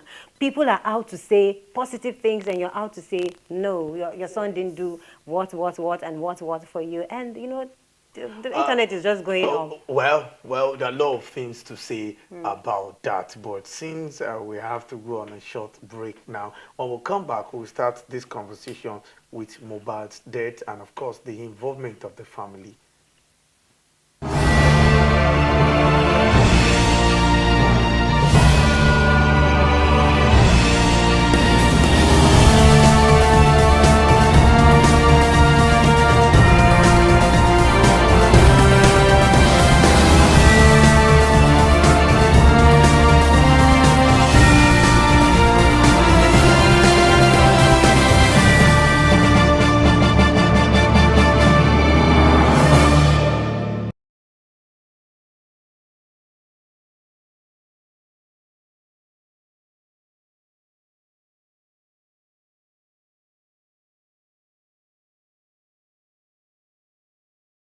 agbẹnusọ Afẹ́nifẹ́re nítorí pé wọ́n issue statement láti kí Bọ́lá Tinubu àwọn Payọ̀ Adébánjọ lẹ́gbẹ̀ẹ́ Afẹ́nifẹ́re wọ́n yọ wọ́n nípò wọ́n ní kán lọ rọ́kúnlé ná nítorí pé àwọn ò fọwọ́ sí wípé. wọ́n yọ àwọn wo ni wọ́n yọ dípò wọ́n yọ alàgbà adé Jàyé Àjàyí Abágúnkọ́lé Oṣó wọ́n yọ wọ́n ó fẹnu yọ wọ́n ni wọ́n yọ wọ́n kúrò lórí oyè. Bàbá Adébánjọ fẹnu yọ wọ́n ni Bàbá Adébánjọ faction ni Afẹ́nifẹ́bi ni kò ṣe Afẹ́nifẹ́re ẹ̀yin ṣe ń pè wọ́n láfẹ́nifẹ́re ni. ẹgbẹ́ Awólọ́wọ̀ mà ní. níbo àwọn bá Awólọ́wọ̀ ṣiṣẹ́. àwọn náà ló dá ara wọn wà lára àwọn ẹni tó dáwó lọ́wọ́ àbẹ́yìn ti gbàgbé ìtàn ni. àwọn bàbá Aláàfin sọ fún mi ó sọ níṣẹ́jú mi mo jókòó náà ó sọ kó Adébánjọ lójú. ṣe bẹ́ẹ̀ náà ni lẹ́tún máa bọ́ sẹ́yìn kọ̀rọ̀ lẹ́tún máa lọ ṣe nǹkan míì Afẹ́nifẹ́bi ni kò ṣàfẹ́nifẹ́re mo dẹ̀ ti sọ fún bàbá èmi àti wọ́n ń sọ̀rọ̀ dáadáa o mo respect wọn gan o ṣùgbọ́n lọ́wọ́ ọ̀rọ̀ èyí pé aṣíwájú Bọ́lá mẹ́wọlé tó tún lọ sọ tọkàntàkàtà èmi ò ní pé kí wọ́n má support ẹni tí wọ́n bá fẹ́ support ó dàbẹ̀ ní pé iṣẹ́ mọ̀gbà mi máa ń wà ibi tó bá yẹ tá a bá gbà tó yẹ ká gbá ọgbọ́n tá a bá gbọ́ ọgbọ́n bẹ̀ tá a bá bóun gàn bẹ̀ ẹ̀tẹ́ náà ni kí ló dé wọ́n ní kíní yìí ò da wọ́n ní egun ni olókìní wọ́n ní jùlẹ̀ olóòjúlẹ̀ èmi ò respect irú bàbá Adébánjọ kí wọ́n máa sọ gbogbo èyí tí wọ́n sọ yẹn mọ́ ibi tí wọ́n ti gbé candidate wọ́n lulẹ̀ ó lulẹ̀ woefully ìyẹn òbí tí wọ́n gbé lọ́wọ́ ṣé mo dẹ̀ gbọ́ pé apá kan náà àwọn náà tan mọ́ Ìgbò báyìí wọ́n ṣe original Yorùbá nítorí ọmọ bíbí ire Yorùbá ò ní ṣe wùwà tó wọ́n wù yẹn àwọn tí wọ́n jọ ń ṣe náà mo gbọ́ pé bàbá wa Ọbásanjọ́ náà wọ́n jọ ń ṣe mo rẹ̀ pé àwọn náà tún ní apá kan Ìgbò nǹkan ó lè jáyé sọ o ṣùgbọ́n ó jọ gàté Yorùbá nípò jọ gàté kò jọ gàté ó fẹsẹ̀ méjèèjì jọra wọn ìgbà tó bá dẹ̀ ń wùwà ìwà ayé òòjọ́ ikò ṣe wa Yorùbá bàbá ti bí tí wọ́n pè ní Bọ̀dé George èmi náà wò pé kàtàkàtà nìyẹn náà ń sọ ó dàbí pé bàbá yẹn wọ́n ní wọ́n lọ sí àtìmọ́lé ńgbà kan so afẹ́fẹ́ àtìmọ́lé máa ń bọ́ sí òyìn lọ́pọ̀lọ́ ńgbà míì kò ní ṣe nǹkan tó yẹ kó ṣe àwa làgbà mo gbogbo sọ Olúgbọ́n Àgbé ọmọ Bàyàmù ló ń sọ fún yín èmi lolúgbọ́n Sákín nǹkan tí wọ́n sọ yẹn wọ́n ṣẹ́yà wá wà passionate nípa ọmọ Yorùbá ó bá wá láti Ifẹ̀ ó bá wá láti Èkìtì ó bá wá láti Ọ̀yọ́ ó bá wá láti Ìjẹ̀bú anybody tó bá ṣàtijọ́ orúkọ ọmọ Yorùbá ní ẹ́ rere àwa support ẹ nítorí wèrè ìtàlàṣẹ ní wèrè ilé ìgbà tí mo bí ọ̀kan nínú wọn léèrè mo ní ọmọ ẹni ìṣèdí bẹ̀bẹ̀rẹ̀ káfílẹ̀ kẹ̀sídìí ẹlòmíì ìkànnì wọn nínú àwọn bàbá yẹn mi ò fẹ́ sórúkọ ẹ o wọ́n ní kò ṣe bí ọmọ arúgún òun wá kọ́ sóhun ìṣọmọ arúgún àwọn yìí àwọn náà ti wà níjọba rí ìgbà tí bàbá Ọbásanjọ́ wà níjọba election ti tiẹ̀ ló worst jù even Yar'Adua gan confam yìí pé ó dàbí pé wọ́n yí ìbò ni wọ́n fi gbóhùn wọlé election eléyìí first time tí mo máa rí election tí Reverend Father ní Benue State tó di governor aṣíwájú ní state ẹ̀ ní Èkó ó lose 10,000 Buhari ní state ẹ̀ tó jẹ́ pé ẹgbẹ́ wọn ni o àwọn ló dẹ̀ wà níjọba tí wọ́n bá fẹ́ rígi ẹ̀ wá rígi ẹ̀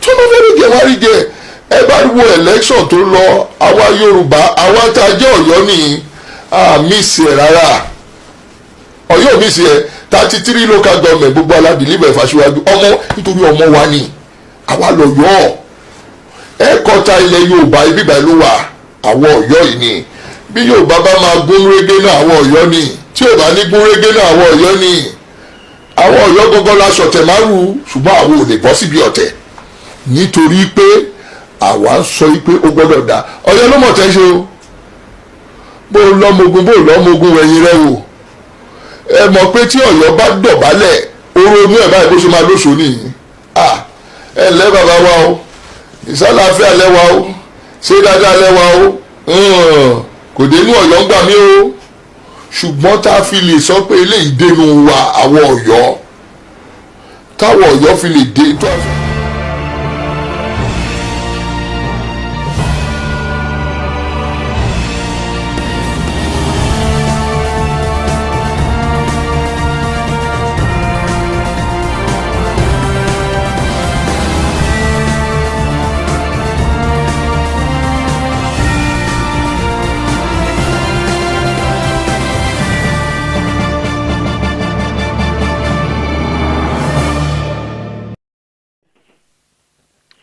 All right, before we went on the break, we were talking about Mohbad and the new or the recent development. So many things have been coming up, and his father is out to say, my son did not take care of me. Or, I don't know, he was just blabbing about, himself on the social media, and people are angry about the situation. Bolaje, my dear. Although, yes, we saw the, what's it called? We saw the house, or let me say the home. The environment. But is this the right time? Thank you. For what reason? I said something. Somebody looked at me with bad eye. I said, don't let me beg. You know, I hardly beg thunder from God. But anytime I ask, he always gives to me. So I ask once in a while. I'm not going to ask now. By Ask the way, and you shall receive. Arrest Mohbad's father. Or let me say, interrogate that man. Not all these journalists, bloggers that are trying to set their page and make their page popular. I've been going to meet that man, the man has been saying, I'm sorry to say, sir, but you have been saying what doesn't make sense. My own question, right? You are a pastor in a church, a CCC church, Celestial Church of Christ, and your child or son died suddenly. And the next thing you could do was to say, go and bury him. You know well. How? Let me. Davido sent 2 million. Damima Binu, I'm sorry. Okay. Davido sent 2 million. He said, they gave me 1 million, and they said that you use the remaining 1 million to bury him in a casket that you need to fold the boy's head and to bury him in that place. What happened to autopsy? What happened to say, leave my son first? What if he wakes up back? What if? It's just an imagination. What if he wakes up back? He will now die back again because they already sealed that place, plaster it. Everything happened too fast. Man, what is going on? Interrogate the father, interrogate the stepmother, interrogate the family, interrogate the friends that did video with him that announced that Mohbad is dead, interrogate his wife because he's been having issue with it then. Everybody is focusing on Naira Marley and Sammy Larry. Though those ones should be punished for bullying, even though they find out that they were not responsible for his death. But for bullying. For the father. Someone who is grieving. Someone who just lost his only son, I guess, or his first son. He was very, emphatic about the fact that this is his own son, his best friend, and all of that. First, I want to know his level of education. Is that man educated? Because it is only an illiterate that come out in that manner. After you're still grieving over the loss of your son. Does it look like?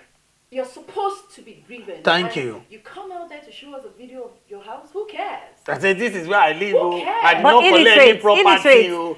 Anybody can even do that. Illiterates have feelings now. They know. You are a parent. You should know the right thing to do. The reason why that man came out on social media to show us his house. It's funny. We don't want to see your What house. concerns us? This is my kitchen.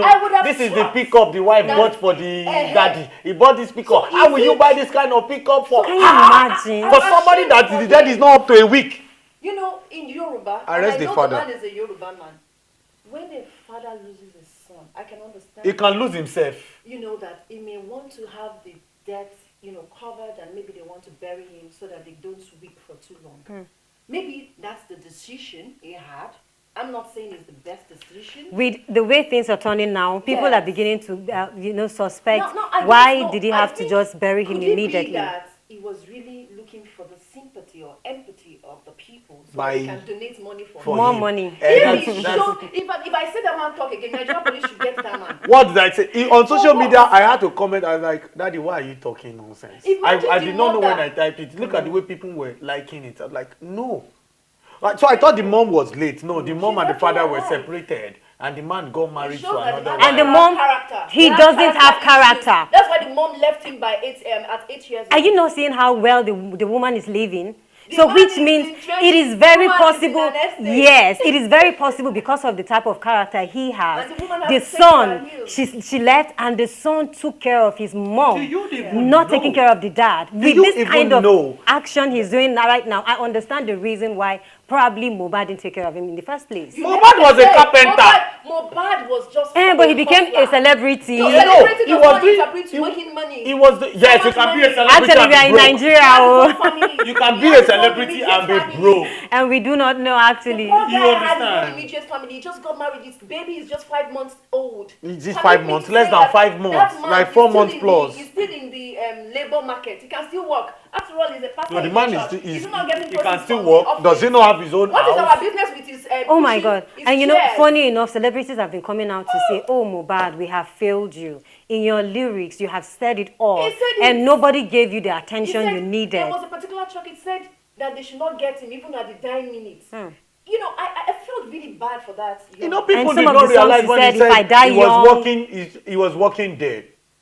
Some people, it's like the Green, when the Green said, if I die, make you no cry for me. Yes. After he died, people said, did you know that he would die? Sometimes you don't know. No, Sometimes you were music is saying very this. spiritual. Yes. It's deep. Sometimes they'll Very just bring deep. it for you. You just sing it. There are a lot of people who have sung about death, about living, about... And you know, and up to now, they are still alive. Well. Yeah, and some people sang and they died and they now play their music after. The truth is, if Nigeria had come out the way they are coming out after Mohbad died, is those periods when they were bullying him, it was not really popular on the internet. But Nigerians will tell you, especially Yoruba, Tabanja, Bikakuko, if you are fighting, it's not shouldn't mean we should dare. That was what Naira Marley came out to say. Say, yes, we had issues. We fought. There was a video of Naira Marley, his father, Naira Marley, Mohbad's father and Mohbad, where Naira Marley was videoing the father. The father was pleading on behalf of Mohbad. Mohbad was at the door. He stood. He folded his hand. So what I studied in that video was like, is it like there is something happening that we don't know? For Mohbad to have called his father from Ikorodu to come to the island to talk to the record label boss. And Naira Marley was telling them in the video like, oh, you're asking now, did he not release it? So it was like, so I was just thinking, maybe he released a song behind or he collected a contract behind and it led to different fights. It's going viral. I don't know how true it is that he said he drank water. From the NDLEA, yes, when they arrested him. Could it be that it wasn't the NDLEA? It's not rumor. He said it with his mouth before he died. Could it be that it wasn't they gave him the water last year. Could it be that it's another set of people claiming to be the NDLEA and gave him something that could kill him or could be killing him small till he died. But at the same time, the NDLEA came out they acknowledged the fact that they were the people that came. Because they said they were having a party and they were disturbing the neighborhood with smokes and other drugs. So they had to come in to come and, arrest them. And then the thing busted to fight. And then there were different kind of chaos in that place. But Mohbad said they gave him water to drink. And it was the only person who drank the water. We should not even hear pim from that man that said he's a father. I wouldn't want to give him the title of there are many people that they should get arrested on this matter. They should just tell the man now, plaster his mouth. He shouldn't talk for I can't sit on this table to tell you Naira Marley killed or Sami Larry we killed. We can't say it because we but don't even know. They should arrest Naira Marley. No interrogation. And to be honest, in this arrest kind of for cases, bullying. Because they set that boy to depression. Of course. And the thing is, the funniest thing about this kind of situations is that people who are actually the guilty ones, the arrow is not pointed at them. You would see that all these things that are happening, the Naira Marley and the Sam, they have nothing, of course they have done, they did a lot. They contributed 80%. Outrightly, they did it. They made the guy go into depression. Stop him from having shows, stop him from having contracts. People vary. Some people don't have the mental capacity to hold on to what actually happened, the kind of bully he had on social media. And from people who he thought he had gotten his breakthrough, you don't blow from. And now the one that turned to number one obstacle. He could not go for shows. They blocked everything. And now that's what they are doing for the Malian record. Any party, anywhere you play Malian music now, you are looking for problems. Yes. They'll tell you, the show promoters are coming out to say, once you have Naira Marley or any of his record label on your show, nobody's coming. So until, I don't know when this one will last them, but it might actually set them to depression too. I know our time is fast spent. Our time is fast spent, but let's touch a little out of, the reaction that has come this weekend. There were, on Sunday, after the Fountain of Life Church announced Jimmy Odukoya, a Nollywood actor and the son of the late Pastor David Odukoya, who was announced to be a senior pastor.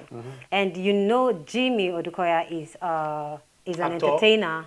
He's an actor who has dreadlocks, who has different type of beliefs from, especially where we are coming from, Nigeria. We feel like our spiritual fathers have to look actually very spiritual. But he is coming out to say, yes, I am a pastor. He was a junior pastor before his father died. And he said he sees nothing wrong in him being a pastor and also acting. In the acting, he kisses people. He kisses women, in particular, he kisses women. And people are saying, how can a pastor kiss different lips on, a TV? Well, I must congratulate Jimmy Odukoya. First, let's talk about the kissing. This is a trade he has chosen. He has chosen to be an actor. How popular is he? Is he a very known face in the industry, apart from the fact that he is the son of late pastor David Odukoya. Odukoya. So I must say that when you become someone that people look up to as a pastor, your lifestyle will change. I'm sure that he has taken this mantle of leadership, and I'm sure he's not ready to do any level of dilly-dally. He's going to be faithful. I think he should be. So no more kissing in roles if he has to go into the deep acting. I mean, they have ways of killing that character. I mean, and you must also know this, that acting is about characterization. You get into character because you have to display. So when a woman is by your side, does not mean you have feelings for them. But I'm sorry, I'm not a man. I don't know what goes on, while you're trying to kiss a woman in a movie. However, as a pastor on the throne of grace, on the throne of glory, when you're saying hallelujah, people will look at you, and if you have something to offer, and if you have the Spirit of God in you. But what I'm actually curious about is, does it mean there was no other person in the church, in the level of the deacon or deaconesses, that can take the mantle of leadership? Is it supposed to be a level of hierarchy in family leadership in the church? Is it a family business? I'm so sorry. Is it a family business? Can you remember what Rio said, last week? He talked about how some parents, when they are in something, they would want some of their children to succeed them. And I made mention of my dad, who always wants us to act as if we were the pastors, not him. Or we should join him to be like the pastor. And this is a joyful thing to the Odukoyas. I'm very sure that they have someone who succeed their father, even though his perspective of life is actually a little bit different from what we know and what we are used to. I just can't imagine having a pastor, in all honesty, Tante Azal, having her pastor, or I would watch my pastor kissing a woman on television, then I would now come back to the church and you'd preach to me. I would sit down and look at you. Okay, bro, what do you want to say to me? I have a Latin word that says cuculos non facit monachum. You do not judge a book by its cover. It does not matter. Danny could have said judge a book by its cover. She carried us to cuculos. But this is not judging a book by its cover. It doesn't mean that he's kissing a woman. His emotion Tante, might not be okay. tied to that. We are not talking about emotions. The Spirit of God, you should see in him. Okay. It is not in that kiss. So the Spirit of God is leading him to kiss well. Tante, let's talk about well, yes, it's my reaction might just fall in different places. It might fall support and unopposed. Now, quickly, the Odukoyas suffered a lot building that church to whatever it is right now. When I know the new young pastor Odukoya, I never know this guy to be a pastor or actor all my life. I know him to be a motivational speaker. Right from when I know him, he does not have dread. He always go to the gym. He has family, and then he has always projects to be this motivational speaker person on social media. So when I started seeing him in acting, and trust me, acting might be something he wants to do, but he might be invited after. There's a level of popularity on social media. When you get that attention, this actor, either you can act or you cannot act, they would invite you. If you now happen to do it well, then they will do it. Now, kissing in movies, it's not something to worried about. Okay. Now you can now get worried. Now there is the head of the church, but he hasn't done any movie that he kissed. Now you want to use his past to judge his present. I'm still flying. I never land. Don't let my plane to crash. Now, this man, I don't see anything wrong with him having dread of becoming a pastor. You have pastors who have coily hair. You have pastors who make hair. You have pastors who who wear crazy jeans. I've forgotten the name of this white pastor. There are many even outside the country, yeah, that dresses to their own. Fashion is whatever thing that you wear and then you are satisfied with, yeah, and then your charisma comes out. So people want to judge like, okay, this. And speaking of, don't they have a senior pastor that can take over? Don't forget that religious these days is now business. And then even the family business. And it's not like this boy or this man or this guy is just coming to start to learn the trade. He knows it before. He can quote Bible. He can. So there's a difference between when you are a prophet and when you're a pastor. Pastor is simply like a lecturer. Like I said, characterization. Acting, pastoring. Like it's the same thing. Well, so when I don't know. Tante, when you go to any of his sermon, when you go to any one of his services, and you see the way he preaches, you will see that the illustration will be different. You will understand quickly because he will act alongside you. Well, now, that he's the senior pastor, now that he's the senior pastor, we don't know how he's going to take the approach. We don't know if it's different. But he was actually a pastor before his father died. A junior pastor. Junior pastor, yes. And what we are saying is he preaches on the pulpit too. So just imagine seeing somebody preaching and then seeing him also acting and then doing, it is, I don't know. I don't know how you want to convince me. I feel Nigerians are just reacting unnecessarily. Well, we are That's Nigerians. Just the honest truth. Because see, I always say, when I see a pastor that say I'm a full-time pastor, I just smile and I walk away. Because you should. So he has a job. Yes. He has a job that he's doing. So and now you say, those movies that he kills. Yeah. Now, it depends on the message he's passing. Will you be my wife in the movie? That was what he said. What I may not like is the caresses, where it will be touching and feeling the objects. Have you watched his movies? I haven't. Well, if you've not watched his wait. No, he gets very romantic in the movie. I am telling you this thing. Do you know why I'm telling you about Jimmy? Yes. I used to watch his movies. I love his movies. No. Do you know how many people in the entertainment industry that have become pastors today? Funny enough, I love pot bellies. You know that many people have become pastors today. You talk about likes of Banky W. You talk about Soyi. There are many in the industry. No, if you check talking about Banky W, check him. He has been moral right from. He has really changed after he has given his life to Christ. And at this point we have to go on break. He had a scandal one time. We'll have to go on break, and when we come back, this is the end for trending. Of course, yes. Of course. Let's go to the real discussion we'll go now. On the real discussion on a live discourse. We'll be right back.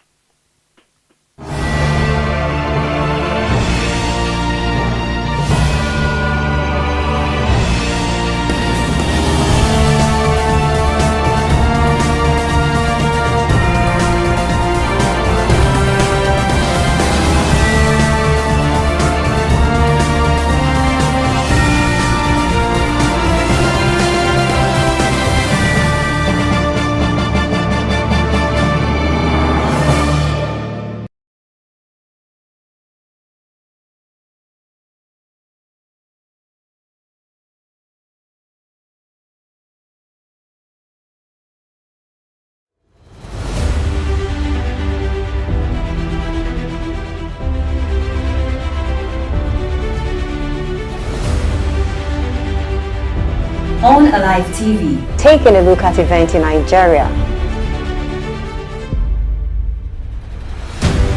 And now the news in detail. Look at the number of people he has built. He has the capacity. And today, a historical reoccurrence is taking place right here in Jos. You need to be involved in the voting process. Your vote counts. Government, in spite of its lean resources, is running a welfare program for the most vulnerable in our country. We've never had that before.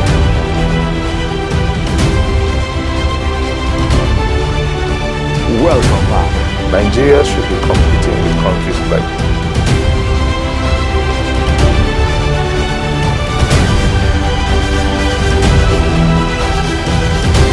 I am Kanti Adash.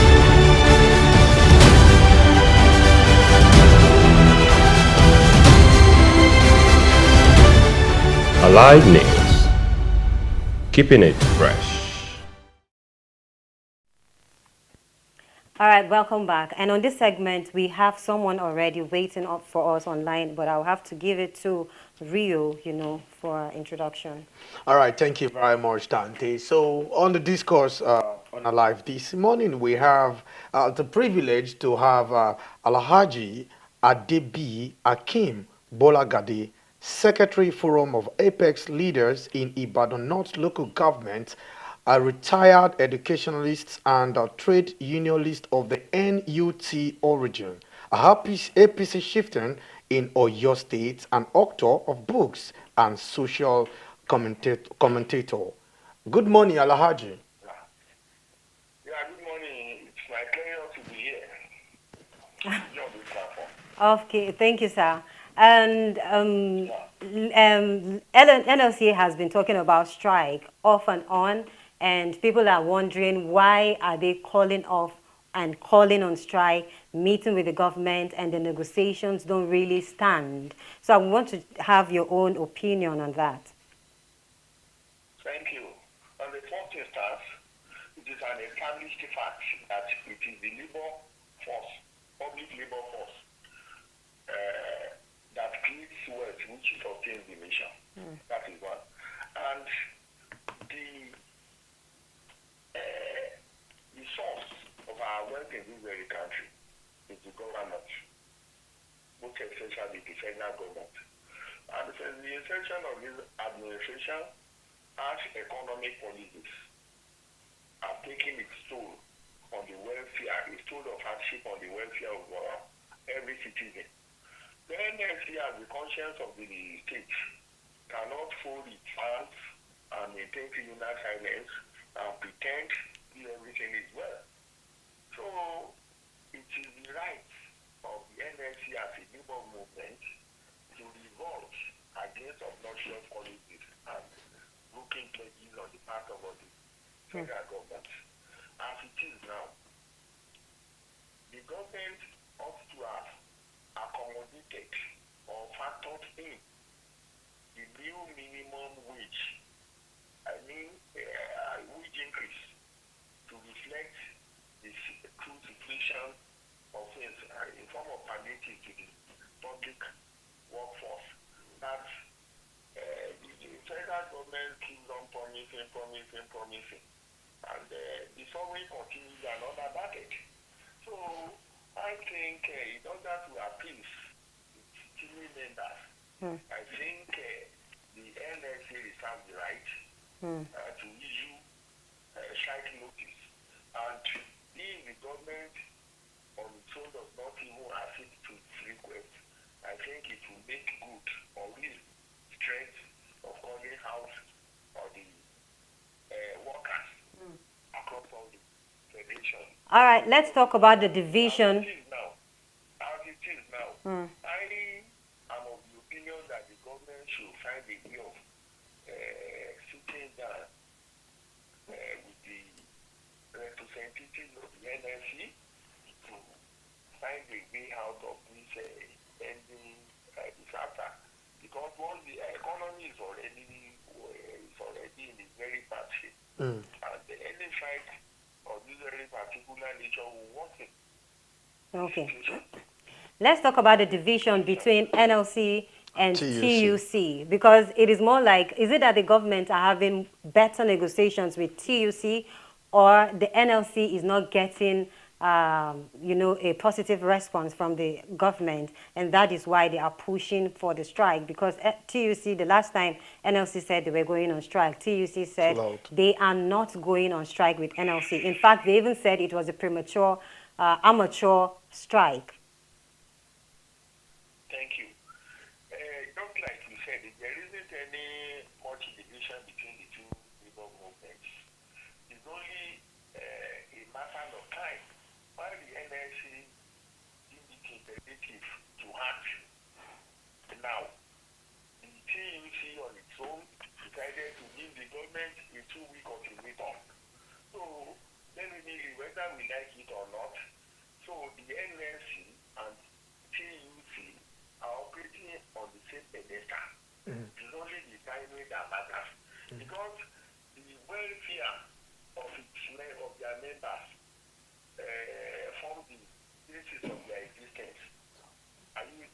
Yeah. Yes. The issue of the workers contributing stipends, allowances, membership dues, and so on and so forth to the purpose of the two bodies. The members will request, will demand to know how far they have gone, fighting for them in terms of promoting their welfare. So there isn't much division. There isn't much division because the objectives are the same. It's only the timing that people tag as more of division. No, the objectives are the same.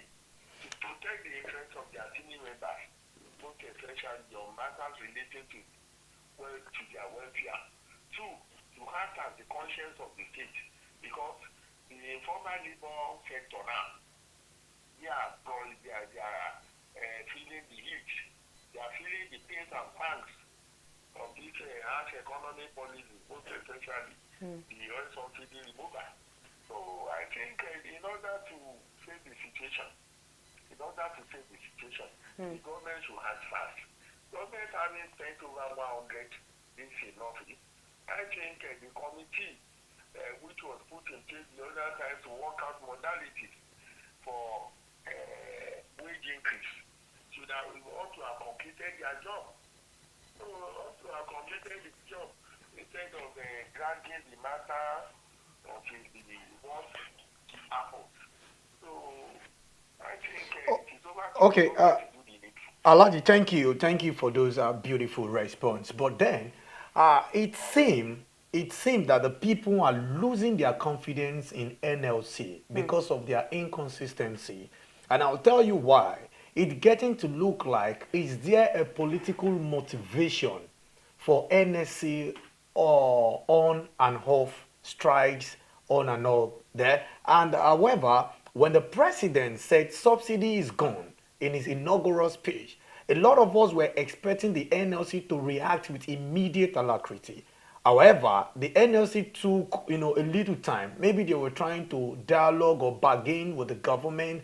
And it was so unfortunate that after their, ups and downs, they went to see the president in his office. We saw the smiles on their faces. We thought we were coming to have, a better response. And aside from fighting for, the minimum wage, it's getting to look like there is no focus in the NLC fight, compared to that of when Comrade Adams Oshiomhole was the NLC chairman in Nigeria. There is a way you always give it to the government fire for fire. But right now, it seems like the Joel Ajero administration is not really giving Nigeria, even to the extent that some civil servants, aside from the TUC, some civil servants are also backing out of the strike, stating the fact that the economy is not in a good shape. And if you want to strike, you strike. But announcing that you want to shut down the economy that is not even on already, it's becoming, a major problem in Nigeria. And we get to look like, it's getting to look like there is a push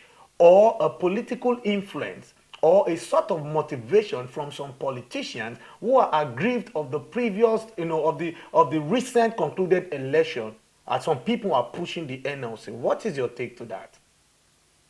Thank you. My take is that, number one, the emphasis has shifted from the hostility to diplomatic intrigues, subtle taxations, and so on and so forth. I mean, those instruments are the modern means of convincing the government of compelling the government to do the wishes of the labor movement. And the NSC under Ajero couldn't have reacted sharply when the government under Bola Ahmed Tinubu actually announced the withdrawal of oil subsidy. We have different kinds of leadership, and the dynamics of time of during the Oshiomhole era, right?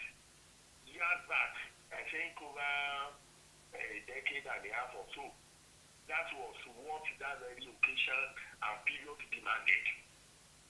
But you could see that there have been changes and modifications in the ways and manners approaching to resolving issues. So that is one. Two, it seems to me that people are reading political undertones or meanings into the agitation for the labor movement, simply because people observe that you are zero actually pitched tents in the labor party, of which this man, Peter Obi, was a presidential candidate. So that very sentiment has no basis. Because when the workers were called out on strike last 2 weeks or so, there was a compliance. There was a compliance. The only state which did not comply fully was the Lagos State. And Lagos State did not have any reason to comply simply because the government over there has implemented the minimum wage. Sir, thank you very much, sir. Acceptable to the labor force over there. One more question, sir. What I'm trying, what is it? Thank you, sir, for what you've shared with us. As a labor leader, sir, are you convinced that labor is still sincere with the interest of the masses, of the people? Do you think? Yes. If they were not sincere, if the labor movements were not sincere with the agitations of the people or yearnings and aspirations of the people, they couldn't have drawn the battle line with the government in the first instance. They wouldn't have drawn the battle line, and you could see that people are still on their side.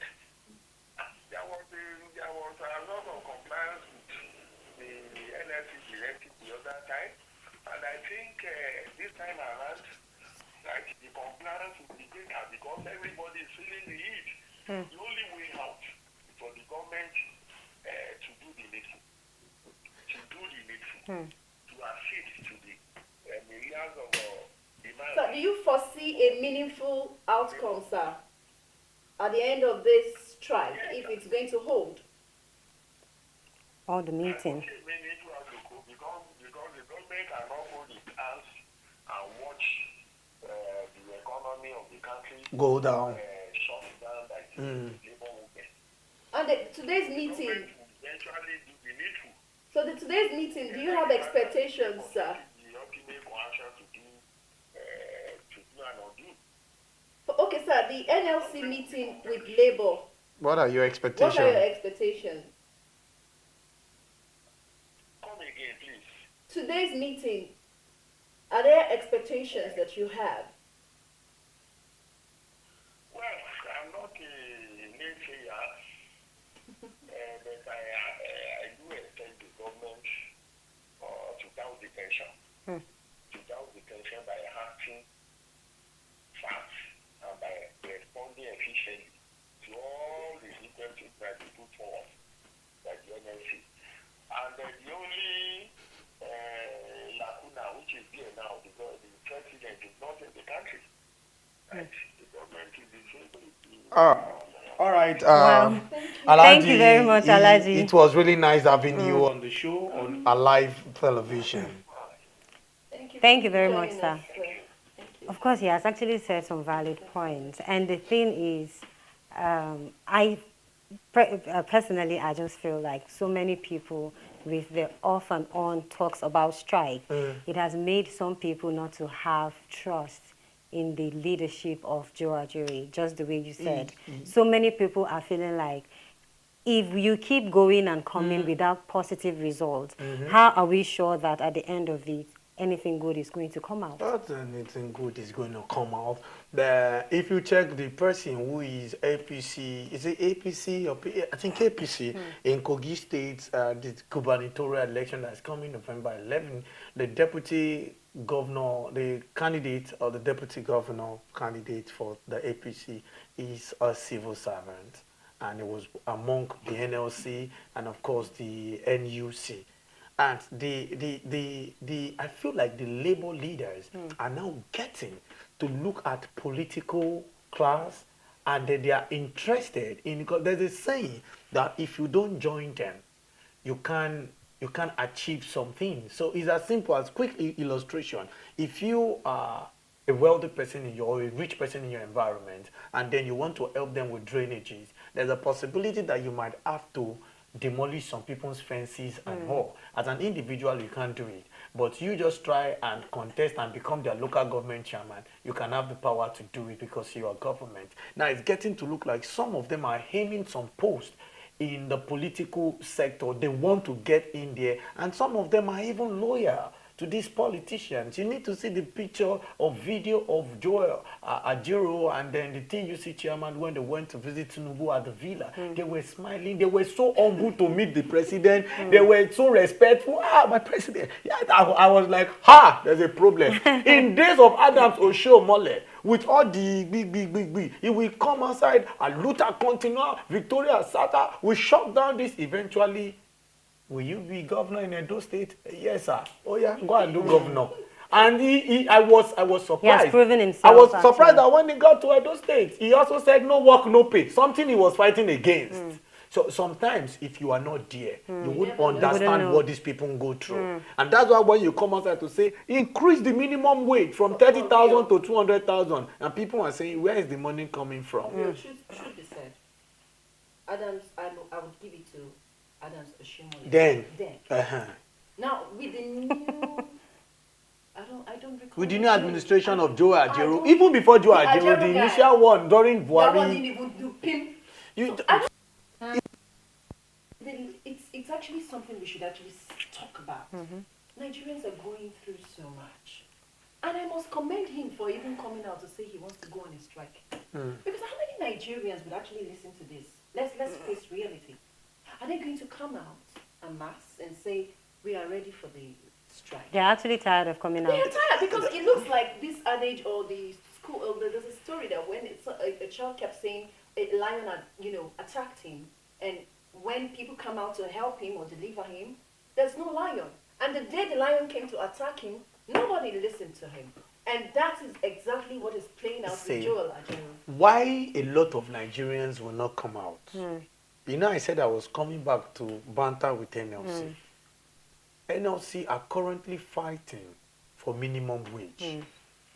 Who are the people entitled to minimum wage? Us. No, we are in the private sector. No people. I know. Yes, civil servant. However, there will be impact though. But civil servant, how many civil servants do you have in the population of 200 million plus? You check that. I said, are they coming out to say, let there be subsidized food for us, do this for us? The fight is like one-sided. What is he really talking about? But now they are talking about minimum. You cannot increase minimum wage. About the Yaeleba. What about the man that sells meat in the market? What about the uneducated people? The palm wine. What about them? The private sector. What are you fighting for us for? So it's more like you're fighting for yourself. Do you know the percentage of house deficit in Nigeria now? There are a lot of things that we expect the NLC, but they are Nigerian Labour Congress, and they only fight for the civil servants. Real, at the end, if the civil servants get their minimum wage increased, probably the person selling in the market will also have a better, return or a better outcome of his business. I'm not disputing that fact. That was why I said from the beginning, it will actually tell on them too. They will feel the impact too. But in a situation where when they increase your own salary from 30,000 minimum wage to like 100,000 minimum wage, and that's laborers are still collecting the normal prices they are collecting, but now you can pay your rent and still have change. They can pay their rent, I don't have change, and they will tell you that if you bring 100 people and one person is just rich among the 100, the one person is a poor person, because before you know, they will start coming to, even as we speak, people watch you on national television and bill you. I said, Tante, can I get like 5K? And now they say, I don't have money. You're always on a live television. You want to tell me that your pocket is not alive. My pocket is alive. So imagine this one that you said, now my pocket is alive. They will screenshot it and send to you. Oh, well. Since your pocket is alive, I am a positive believer. I always. I think positively. Okay. Even if the pocket is empty, I believe so that we that ask the money positively, believing that you will have it. Oh, well, with that, we have come to the conclusion that this program has come to an end. Do you see politics? Politics is everywhere. It's not politics. No, it's not. To be honest, it's time to go. You have said it well, real. You know, there are people who are suffering and nobody is talking for them. What about you? You know, so we really, the government really needs to know, or needs to put some measures on how some people who are in the private sectors can also benefit from what the government has for them. And this is all we have for you on ATM. Of course, my name remains Tanti Azal, and I have Rio. Of course, this is how we end the program this morning. My name is Ambassador Robin Emmanuel Oluwafemi. I'll see you again. Dami? And my name is Damilola Aino. It's nice that you joined us. Stay alive. It's a bye-bye from all of us. It is a bye-bye from all of us.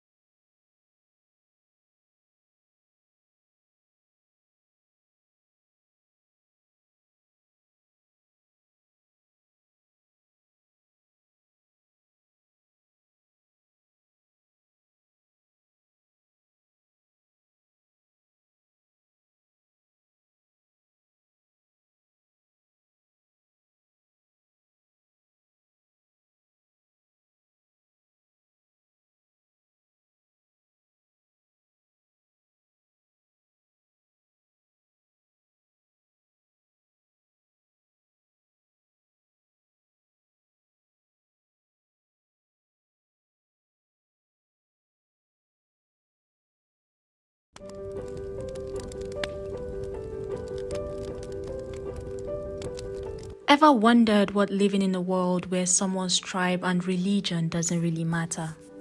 Where everyone lives peacefully and interacts with each other as though they are of the same family? Not minding if your neighbor next door speaks the same language as you or come from the same part of the world as you do. Sadly, this seems to be far from where we are in the world we live in. A scary and destructive menace known as stereotyping has taken a hold of the country.